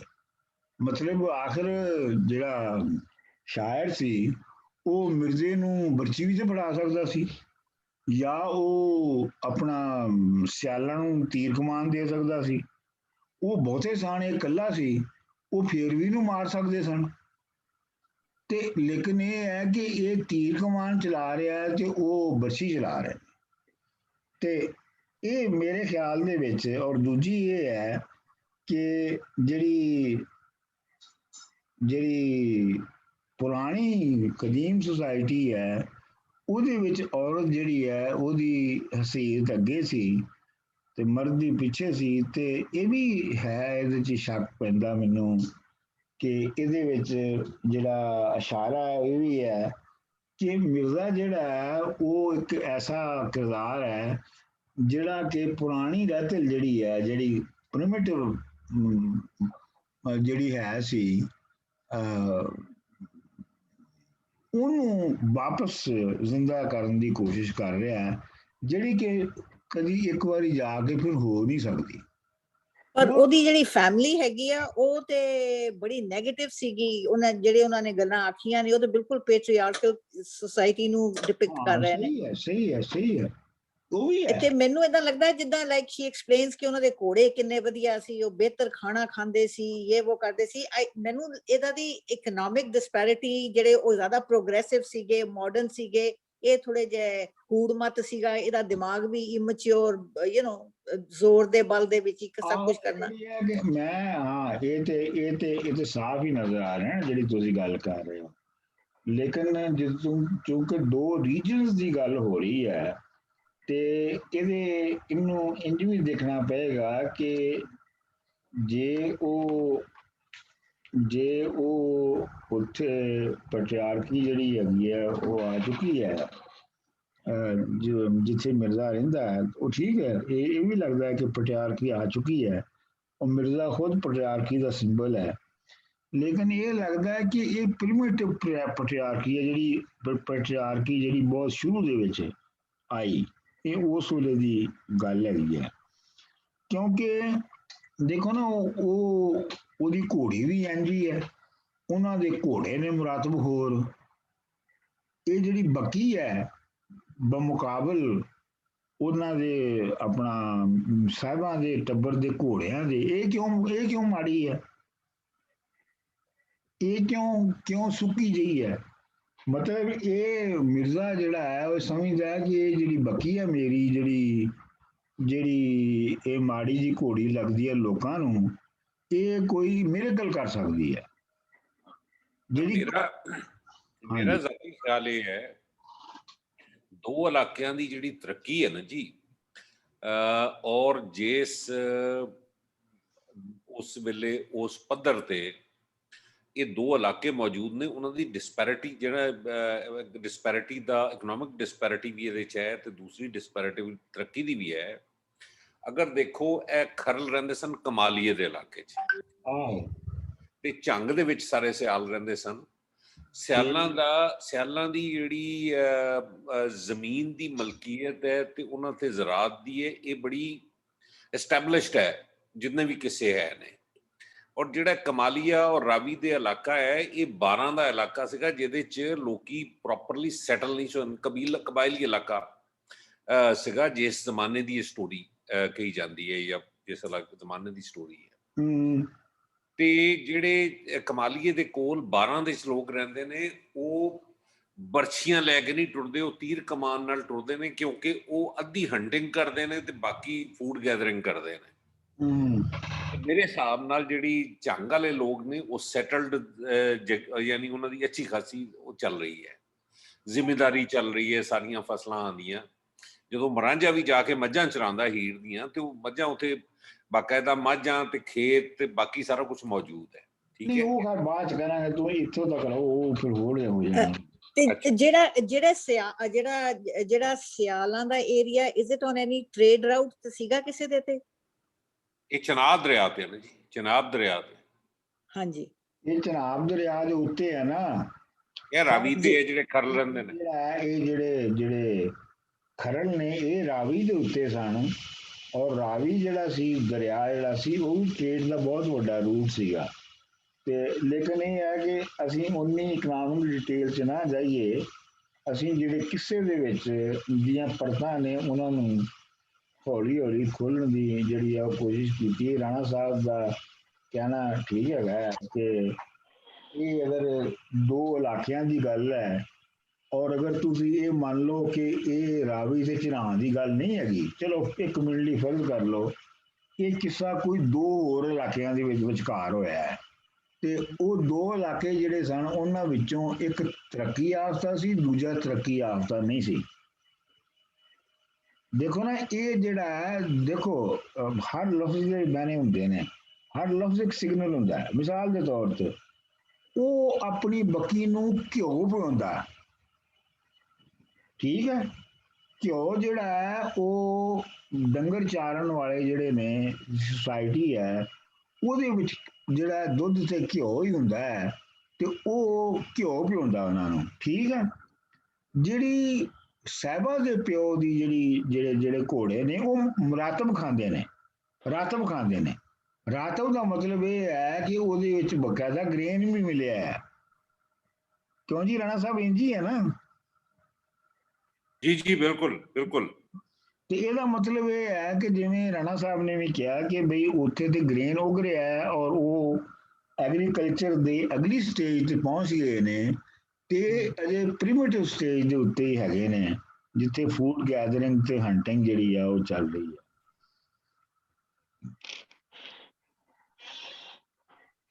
ਦੂਜੀ ਇਹ ਹੈ ਕਿ ਇਹ ਕਿੱਸਾ ਜਿਹੜਾ ਹੈ ਨਾ ਪੂਰਾ, ਖਾਸ ਤੌਰ ਤੇ ਇਹ ਜਿਹੜੀ ਇਹਨੂੰ ਸੁਣਿਆ ਔਰ ਪੜ੍ਹਿਆ ਜਿਹੜਾ ਜਾਂਦਾ ਹੈ ਨਾ, ਉਹ ਜਾਂਦਾ ਹੈ ਮੇਲ ਸ਼ੋਵਨਿਜ਼ਮ ਦੀ ਜਸਟੀਫਿਕੇਸ਼ਨ ਦੇ ਵਿੱਚ। ਬਿਲਕੁਲ ਸਹੀ, ਬਿਲਕੁਲ ਸਹੀ। ਅੱਛਾ, ਇੱਕ ਹੋਰ ਚੀਜ਼ ਜਦੋਂ ਮੈਂ ਇਹ ਪੜ੍ਹੀ ਨਾ ਜੀ, ਯਾਦਾਂ ਗੰਜੀ ਬਾਰ ਦੀਆਂ, ਹਾਂਜੀ, ਕਿਤਾਬ ਜਿਹੜੀ ਹੈ, ਅੱਛਾ ਉਹ ਚੂੰਕਿ ਮੇਰੇ ਪੈਦਾ ਹੋਣ ਤੋਂ ਪਹਿਲੇ ਦੀ ਹੈ, ਕੋਈ 10-20 ਸਾਲ, ਲੇਕਿਨ ਮੈਂ ਉਹਨਾਂ ਇਲਾਕਿਆਂ ਜਿਹੜਾ ਪਿੰਡਾਂ ਦਾ ਜ਼ਿਕਰ ਹੈ ਮੈਂ ਉੱਥੇ ਜਾ ਕੇ ਦੇਖਿਆ ਹੈ। ਉਸ ਜਗ੍ਹਾ ਤੇ ਅਸੀਂ ਵੀ ਜ਼ਮੀਨ ਲਈ ਸੀ, ਤੇ ਉਸ ਤਰ੍ਹਾਂ ਨਜ਼ਰ ਆਉਂਦਾ, ਤੇ ਉਸ ਹਿਸਾਬ ਨਾਲ ਖਰਲ ਬਹੁਤ ਪ੍ਰਿਮਿਟਿਵ ਏਰੀਏ 'ਚ ਰਹਿੰਦੇ ਲੱਗਦੇ ਨੇ, ਕਿਉਂਕਿ ਉਹ ਜਿਸ ਦਾ ਉਸ ਵੇਲੇ ਉਹ ਜ਼ਿਕਰ ਕਰ ਰਹੇ ਨੇ ਨਾ 1947 ਦੇ ਵਿੱਚ ਜਾਂ 1920 ਦੇ ਵਿੱਚ ਜਿਸ ਤਰ੍ਹਾਂ ਦੇ ਇਲਾਕੇ ਦਾ ਜ਼ਿਕਰ ਕਰ ਰਹੇ ਨੇ, ਉੱਥੇ ਵਾਕਈ ਜੰਗਲ ਤੇ ਬਾਕੀ ਬਿਆਬਾਨ ਹੈ, ਕੋਈ ਚੀਜ਼ ਨਹੀਂ ਹੈ। ਹਾਂ ਬਿਲਕੁਲ ਬਿਲਕੁਲ। ਅਗਰ ਖਰਲ ਉੱਥੇ ਦੇ ਨੇ ਤੇ ਇਹਦਾ ਮਤਲਬ ਹੈ ਬਹੁਤ ਪ੍ਰਿਮਿਟਿਵ ਨੇ, ਤੀਰ ਕਮਾਨ ਰੱਖਦੇ ਨੇ, ਲੋਕ ਸ਼ਿਕਾਰ ਕਰਦੇ ਨੇ, ਮੱਝਾਂ ਮੁੱਝਾਂ ਪਾਲ ਛੱਡਦੇ ਨੇ, ਉਹਨਾਂ ਦਾ ਕੋਈ ਤਾਲੁਕ। ਯਾਨੀ ਮੈਂ ਜਿਸ ਵੇਲੇ ਸੀਗਾ, ਅਸੀਂ ਜ਼ਮੀਨ ਲਈ ਸੀ, ਤੇ ਜਿਹੜੇ ਸਾਡੇ ਨਾਲ ਗਏ ਸਨ ਤੇ ਰਾਵੀ ਦੇ ਲੋਕ ਸਨ, ਉੱਥੇ ਗਏ ਸਾਡੇ ਜ਼ਮੀਨ ਤੇ, ਸਾਲਣ ਪਕਾ ਕੇ ਹਫ਼ਤੇ 'ਚ ਇੱਕ ਅੱਧੀ ਵਾਰੀ ਸਾਲਣ ਪਕਾਉਂਦੇ ਸਨ, ਕਹਿੰਦੇ ਹਾਂ ਸੜਦਾ ਹੈ, ਤੇ ਬੇਸਿਕਲੀ ਦੁੱਧ ਨਾਲ ਰੋਟੀ ਖਾਂਦੇ ਸਨ। ਉਹਨਾਂ ਦੇ ਅਨਾਜ ਔਰ ਸਾਲਣ ਦਾ ਤਸਵਰ ਨਹੀਂ ਸੀ ਉਸ ਵੇਲੇ ਤੱਕ, ਈਵਨ 1970 ਤੱਕ। ਅੱਛਾ, ਹਾਂਜੀ। ਨਹੀਂ ਇਹ ਤਾਂ ਗੱਲ ਠੀਕ ਹੈ। ਜਿਹੜਾ ਆਪਣਾ ਜਦੋਂ ਇਹ ਸਾਡੇ ਵਡਕੇ ਜਿਹੜੇ ਨੇ ਆ ਕੇ ਇੱਥੇ ਹੀ ਇਸੇ ਇਲਾਕੇ 'ਚ ਜਿੱਥੋਂ ਦਾ ਮਿਰਜ਼ਾ ਸੀ, ਅਸੀਂ ਵੀ ਮੈਂ ਤੇ ਆਪਣਾ ਰਾਣਾ ਸਾਹਿਬ ਅਸੀਂ ਤਕਰੀਬਨ ਉਸੇ ਇਲਾਕੇ ਦੇ ਆ ਨਾ, ਤੇ ਇਸ ਇਲਾਕੇ ਦੇ ਵਿੱਚ ਜਦੋਂ ਇਹ ਆਵਾਜ਼ ਘਰ ਆਏ, ਮੇਰਾ ਪਿਓ ਕਹਿੰਦਾ ਸੀ ਕਿ ਦੱਸਦਾ ਸੀ ਕਿ ਜਦੋਂ ਅਸੀਂ ਆਏ ਇੱਥੇ ਤੇ ਅਸੀਂ ਸਾਲਣ ਪਕਾ ਕੇ ਤੇ ਜਿਵੇਂ ਰੋਟੀ ਨਾਲ ਬੁਰਕੀ ਲੈਂਦੇ ਸਨ ਨਾ ਸਾਲਣ ਦੀ, ਤੇ ਇਹ ਜਿਹੜੇ ਇੱਥੋਂ ਦੇ ਜਟਕੇ ਲੋਕ ਸਨ, ਜਿਹੜੇ ਖਰਲ ਜਿਨ੍ਹਾਂ ਦੀ ਸ਼ਕਲ ਹੈ, ਕਹਿੰਦਾ ਕਿ ਇਹ ਹੈਰਾਨ ਹੋ ਗਏ ਸਨ, ਤੇ ਮੈਨੂੰ ਕਹਿੰਦੇ ਸਨ, ਉਹ ਭਾਈਆ ਮੈਨੂੰ ਇਹ ਬੇੜੀ ਜਿਹੀ ਬਣਾ ਕੇ ਚੁੱਕਣਾ ਦੱਸ ਨਾ, ਉਹ ਜਿਵੇਂ ਅਸੀਂ ਬਣਾਉਂਦੇ ਆ ਨਾ ਬੁਰਕੀ। ਹਾਂਜੀ ਹਾਂਜੀ ਬਿਲਕੁਲ। ਇਹ ਬੇੜੀ ਜੀ ਬਣਾਉਣੀ ਸਰਕਾਰ ਨਾ, ਤੰਦੂਰ ਤੇ ਰੋਟੀ ਲਗਾ ਕੇ ਨਾ ਜੀ ਦੁੱਧ ਦੇ ਗਲਾਸ ਦੇ ਦੇਣਾ ਸਾਨੂੰ। ਅਸੀਂ ਜ਼ਮੀਨ ਤੇ ਗਏ ਤੇ ਉਹਨਾਂ ਦੀਆਂ ਜ਼ਨਾਨੀਆਂ, ਸਾਡੀਆਂ ਜ਼ਨਾਨੀਆਂ ਨਹੀਂ ਸਨ ਗਈਆਂ, ਉਹਨਾਂ ਦੀ ਜ਼ਨਾਨੀਆਂ ਉੱਥੋਂ ਗਈਆਂ ਸਨ ਤੇ ਉਹ ਦੁੱਧ ਨਾਲ ਸੁਰਕਦੇ ਸਨ ਰੋਟੀ ਦੀ। ਆਹੋ ਆਹੋ ਆਹੋ। ਉਹ ਸਾਲਣ ਦਾ ਕੋਈ ਤਸਵਰ ਨਹੀਂ ਸੀ। ਇਹ 1976 ਦੀ ਗੱਲ ਕਰ ਰਹੇ ਹਾਂ ਸਰ। ਨਹੀਂ ਸੀ ਹੈਗਾ ਸੋ ਤੇ ਖੈਰ ਚਲੋ, ਮਤਲਬ ਇਹ ਹੈ ਕਿ ਲੇਕਿਨ ਤੁਹਾਡਾ ਇਹ ਸ਼ਾਇਰੀ ਦੇ ਬਾਰੇ ਚ ਕੀ ਹੈ? ਮੈਂ ਸ਼ਾਇਰੀ ਅੱਛੀ ਹੈ ਸਰ। ਸ਼ਾਇਰੀ ਦੇ ਬਾਰੇ ਚ ਮੇਰੀ ਜਿਹੜੀ ਥੋੜੀ ਛੋਟੀ ਜੀ ਰਾਏ ਹੈਗੀ ਹੈ ਕਿ ਇਹ ਹੈ ਕਿ ਡਿਟੇਲਸ ਇਹਨੇ ਬੜੀਆਂ ਮਿਸ ਕੀਤੀਆਂ। ਬਹੁਤ। ਹਾਂ, ਅੱਛਾ, ਫਿਰ ਹੈਗਾ ਕਿ ਜੰਪਸ ਬਹੁਤ ਨੇ ਜਾਂ ਸ਼ਾਇਦ ਸਾਡੇ ਤੱਕ ਪਹੁੰਚਿਆ ਨਹੀਂ ਹੈ। ਨਹੀਂ, ਇੰਨੇ ਜੰਪ ਹੋ ਨਹੀਂ ਸਕਦੇ ਕਹਾਣੀ ਦੇ ਵਿੱਚ ਜਿੰਨੇ ਇਹਦੇ ਵਿੱਚ ਜੰਪਸ ਨੇ। ਹਾਂ, ਅੱਛਾ, ਜੰਪ ਤੋਂ ਇਲਾਵਾ ਇਹਨੇ ਜਿਹੜੀ ਬਾਕੀ ਸ਼ਾਇਦ ਹਾਫਿਜ਼ ਬਰਖੁਰਦਾਰ ਨੇ ਜਿਹੜਾ ਉਹਦੇ ਸਾਰੇ ਮੁਆਸ਼ਰੇ ਨੂੰ ਜਿਸ ਤਰੀਕੇ ਨਾਲ ਉਹਨੇ ਐਕਸਪਲੇਨ ਕੀਤਾ ਨਾ ਜੀ, ਉਹਦੇ ਭਰਾ, ਉਹਦੇ ਭਰਜਾਈਆਂ, ਉਹਦੇ ਚਾਚੇ, ਉਹਦੇ ਮਾਮੇ, ਖਾਨ ਸ਼ਮੀਰ ਕੌਣ ਸੀ, ਉਹਦਾ ਬੜਾ ਸ਼ਿਮਲਾ ਉੱਚਾ ਹੁੰਦਾ ਸੀ, ਫਲਾਹ ਹੁੰਦਾ ਸੀ, ਇਹਨੇ ਉਹ ਬਹੁਤ ਮਿਸ ਕੀਤਾ। ਹਾਂ, ਇਹ ਗੱਲ ਸਹੀ ਹੈ ਤੁਹਾਡੀ। ਡਿਟੇਲ ਨਹੀਂ ਹੈ, ਡਿਟੇਲ ਨਹੀਂ ਹੈ, ਲੇਕਿਨ ਇਹ ਹੈ ਕਿ ਜਿੱਥੇ ਵੀ ਲੇਕਿਨ ਜਿਹੜਾ ਆਪਣਾ ਫਲੋ ਹੈ ਉਹ ਬੜਾ ਜ਼ਬਰਦਸਤ ਹੈ। ਇਹਦੇ ਦੋਨੋਂ ਹੀ ਜਿਹੜੇ ਕੈਰੈਕਟਰਸ ਨੇ ਬੜੇ ਅਨਬੈਲੈਂਸਡ ਨੇ। ਸਾਰਾ ਜਿਹੜਾ ਫੋਕਸ ਹੈਗਾ ਆ ਉਹ ਜਿਹੜਾ ਹੈਗਾ ਆ is on Mirza Sahiban the feelings, ਉਹਦੀਆਂ ਚਾਹਤਾਂ, ਉਹਦੇ ਬਾਰੇ ਇਹਨਾਂ ਨੇ ਬਿਲਕੁਲ ਹੀ ਨਹੀਂ ਦੱਸਿਆ। It's N unbalanced. ਪਹਿਲੇ ਤੇ ਦੇਖੋ ਨਾ, ਪਹਿਲੇ ਤੇ ਹੈ ਕਿ ਵੈਸੇ ਇਹਦੇ ਪੀਲੂ ਵਾਲੇ ਕਿੱਸੇ 'ਚ ਸਾਹਿਬਾਂ ਦਾ ਕੋਈ ਜ਼ਿਆਦਾ ਦੱਸਿਆ ਵੀ ਨਹੀਂ ਗਿਆ, ਕੁਝ ਮੈਂ ਵੀ ਸਿਲੈਕਟ ਨਹੀਂ ਕੀਤਾ। ਲੇਕਿਨ ਅਗਰ ਤੁਸੀਂ ਹਾਫਿਜ਼ ਬਰਖੁਰਦਾਰ ਵਾਲਾ ਪੜ੍ਹੋਗੇ ਤੇ ਉਹਦੇ ਵਿੱਚ ਜਿਹੜੀ ਸਾਹਿਬਾਂ ਦੀ ਫੀਲਿੰਗਸ ਨੇ ਉਹ ਜ਼ਿਆਦਾ ਨੇ, ਮਿਰਜ਼ੇ ਦੀਆਂ ਬਹੁਤ ਘੱਟ ਨੇ। ਉਹਦੇ ਵਿੱਚ ਉਲਟ ਹੈ। ਡਾਕਟਰ ਸਾਹਿਬ ਵਿਦ ਦ ਪੈਸੇਜ ਲਫਜ਼ਾਲੀ ਜੀ, ਡਾਕਟਰ ਸਾਹਿਬ ਲਫਜ਼ਾਲੀ with the passage of time Punjabi ਜ਼ਬਾਨ ਦੀ ਕਿੰਨੀ ਇੰਪਰੂਵ ਹੋਈ ਹੈ। ਮੈਂ ਇਹਦੇ ਤੇ ਥੋੜਾ ਜਿਹਾ ਸੋਚ ਰਿਹਾ ਕਿ ਬਾਬਾ ਫਰੀਦ ਨੂੰ ਪੜ੍ਹੋ ਤੇ ਉਹ ਲਫ਼ਜ਼ ਜਿਹੜੇ ਨੇ ਉਹ ਅੱਜ ਕੱਲ ਸਾਨੂੰ ਤੇ ਬਿਲਕੁਲ ਬੜੀ ਮਤਲਬ ਬਾਰ ਦੇਖ ਕੇ ਮਾਣੀ, ਤੇ ਇਹ ਜਿੰਨੇ ਵੀ ਅੱਖਰ ਹੀ ਨਾ ਵਰਤੇ ਨੇ ਪੀਲੂ ਨੇ, ਇਹ ਮੁਕਾਬਲਤਨ ਆਸਾਨ ਨੇ ਸਾਡੇ ਵਾਸਤੇ। ਹਾਂਜੀ, ਬਿਲਕੁਲ। ਇਹ ਤੇ ਸਾਡੇ ਤਕਰੀਬਨ ਉਹ ਜ਼ਬਾਨ ਲਿਖ ਰਹੇ ਨੇ ਜਿਹੜੀ ਅਸੀਂ ਹੁਣ ਲਿਖਨੇ ਆ ਤਕਰੀਬਨ ਅੱਜ ਤੱਕ। ਬਿਲਕੁਲ ਸਹੀ ਕਹਿ ਰਹੇ ਹੋ। ਤੇ ਬਲਕਿ ਸ਼ਾਹ ਹੁਸੈਨ ਦੇ ਜਿਹੜਾ ਨਾ ਅਸੀਂ ਪੜ੍ਹ ਰਹੇ ਸਾਂ ਨਾ, ਨਹੀਂ ਸਹੀ, ਉਹ ਅਸੀਂ ਨੈਣਾ ਦੇ ਆਖੇ ਲੱਗੇ। ਸੋ ਬੇਸਿਕਲੀ ਉਹੀ ਜ਼ੁਬਾਨ ਹੈ ਜਿਹੜੀ ਅਸੀਂ ਬੋਲਦੇ ਹਾਂ। ਉਸ ਵੇਲੇ ਤੱਕ ਜ਼ੁਬਾਨ 'ਚ ਕਾਫੀ ਤਬਦੀਲੀ ਆ ਚੁੱਕੀ ਸੀ। ਅੱਛਾ ਜੀ, ਹੁਣ ਅਗਲੀ ਵਾਰੀ ਕੀ ਕਰਨਾ ਜੇ? ਅਗਲੀ ਵਾਰੀ ਹਾਫਿਜ਼ ਬਰਖੁਰਦਾਰ ਬਣਨਾ ਹੈ? ਸਰ ਪੜ੍ਹਨਾ ਚਾਹੀਦਾ, ਕਿਉਂਕਿ ਤੁਸੀਂ ਥੋੜਾ ਜਿਹਾ ਕਿਹਾ ਕਿ ਉਹਦੇ 'ਚ ਕਾਫੀ ਸਾਰੀਆਂ ਚੀਜ਼ਾਂ ਜਿਹੜੀਆਂ ਨੇ ਉਹਨਾਂ ਦਾ ਐਂਗਲ ਬਦਲ ਗਿਆ, ਜਾਂ ਉਹ ਕੁਛ ਥੋੜਾ ਹੋਰ ਵੀ ਐਂਗਲ ਨਾਲ ਹਾਫਿਜ਼ ਸਾਹਿਬ ਨੇ ਦੇਖੀਆਂ ਨੇ, ਜਾਂ ਉਹਦੇ 'ਚ ਰਬਤ ਬਿਹਤਰ ਹੈ। ਉਹੀ ਪੜ੍ਹੀਏ ਡਾਕਟਰ ਸਾਹਿਬ। ਹਾਂਜੀ, ਉਹੀ ਪੜ੍ਹੀਏ ਆਪਾਂ, ਫਿਰ ਜ਼ਰੂਰ ਪੜ੍ਹੀਏ, ਕਿਉਂਕਿ ਉਹ ਫਿਰ ਸਾਨੂੰ ਥੋੜਾ ਜਿਹਾ ਡਾਕਟਰ ਸਾਹਿਬ ਕੰਪੈਰੀਜ਼ਨ ਵੀ ਹੋ ਜਾਏਗਾ ਤੇ ਫਿਰ ਡਿਟੇਲਸ ਦਾ ਵੀ ਜ਼ਿਆਦਾ ਪਤਾ ਚੱਲ ਜਾਏਗਾ। ਥੋੜਾ ਜਿਹੜੀ ਚੀਜ਼ ਪੀਲੂ 'ਚ ਨਹੀਂ, ਉਹ ਮਿਰਜ਼ਾ ਸਾਹਿਬਾਂ ਜਿਸ ਤਰ੍ਹਾਂ ਤੁਸੀਂ ਹਾਫਿਜ਼ ਬਰਖੁਰਦਾਰ ਦਾ ਦੱਸਿਆ, ਤੇ ਉਹ ਜ਼ਿਆਦਾ ਅੱਛਾ। ਹਾਫਿਜ਼ ਬਰਖੁਰਦਾਰ ਸ਼ਾਇਰ ਵੀ ਬਹੁਤ ਵੱਡਾ ਸੀ, ਵੈਸੇ ਬੜੇ ਜ਼ਬਰਦਸਤ। ਇਹ ਬੜਾ ਹੀ ਇੰਪੋਰਟੈਂਟ ਕਿੱਸਾ ਹੈ ਡਾਕਟਰ ਸਾਹਿਬ, ਬਿਕੋਜ਼ ਇਹਦਾ ਕਹਿੰਦੇ ਨੇ ਕਿ ਵੀ ਪੰਜਾਬ ਦੇ ਵਿੱਚ ਜਿਹੜਾ ਫੀਮੇਲ ਇਨਫੈਂਟਿਸਾਈਡ ਦਾ ਕੰਮ ਸ਼ੁਰੂ ਹੋਇਆ, ਇੱਥੋਂ ਹੀ ਸ਼ੁਰੂ ਹੋਇਆ। ਸੋ ਦਿਸ ਇਜ਼ ਵੈਰੀ ਇੰਪੋਰਟੈਂਟ, ਦਿਸ ਕਿੱਸਾ ਇਜ਼ ਐਕਸਟ੍ਰੀਮਲੀ ਇੰਪੋਰਟੈਂਟ। ਚਲੋ ਫਿਰ ਅਗਲੀ ਵਾਰੀ ਫਿਰ ਅਸੀਂ ਫਿਰ ਹਾਫਿਜ਼ ਨੂੰ ਹੀ ਪੜਾਂਗੇ। ਹਾਂਜੀ, ਅੱਛਾ ਡਾਕਟਰ ਸਾਹਿਬ, ਮੈਂ ਇੱਕ ਸਵਾਲ ਸੀ ਮੇਰੇ ਜ਼ਿਹਨ 'ਚ ਕਿ ਇਹ ਓਰਲੀ ਸਾਰਾ ਕਿੱਸਾ ਆਇਆ ਤੇ ਕੀ ਇਹ ਵਾਕਈ ਕੋਈ ਮਤਲਬ ਐਗਜ਼ਿਸਟ ਵੀ ਕਰਦੇ ਸੀ ਆਪਣੇ ਮਿਰਜ਼ਾ ਸਾਹਿਬਾਂ? ਇਹ ਓਰਲੀ ਬਸ ਇੱਕ ਐਵੇਂ ਫਿਕਸ਼ਨਲ ਹੀ ਹੈ, ਜਾਂ ਕੀ ਤੁਸੀਂ ਆਪਣੀ ਹਿਸਾਬ ਨਾਲ ਕੀ ਦੱਸੋਗੇ? ਮੇਰੇ ਖਿਆਲ ਦੇ ਵਿੱਚ ਕੋਈ ਛੋਟਾ ਮੋਟਾ ਕਿੱਸਾ ਹੋਇਆ ਹੁੰਦਾ ਹੈ, ਹਾਂਜੀ, ਜਿਹਦੀ ਮਸ਼ਹੂਰੀ ਹੋ ਜਾਂਦੀ ਹੈ, ਲੇਕਿਨ ਜਦੋਂ ਸ਼ਾਇਰ ਉਹਨੂੰ ਲਿਖਦੇ ਨੇ ਉਹਨਾਂ ਕਿੱਸਿਆਂ ਨੂੰ, ਤੇ ਉਹ ਕਿਸੇ ਨੂੰ ਦੀ ਸਿਰਫ ਇੱਕ ਮੋਟੀ ਜੀ ਆਊਟਲਾਈਨ ਲੈਂਦੇ ਨੇ, ਤੇ ਉਹਦੀ ਜਿਹੜੀਆਂ ਡਿਟੇਲਸ ਹੁੰਦੀਆਂ ਨੇ, ਮੈਂ ਪਹਿਲੇ ਵੀ ਕਹਿ ਚੁੱਕੇ ਹਾਂ, ਉਹ ਆਪੇ ਹੀ ਭਰਦੇ ਨੇ ਉਹਦੀਆਂ। ਤੇ ਉਹ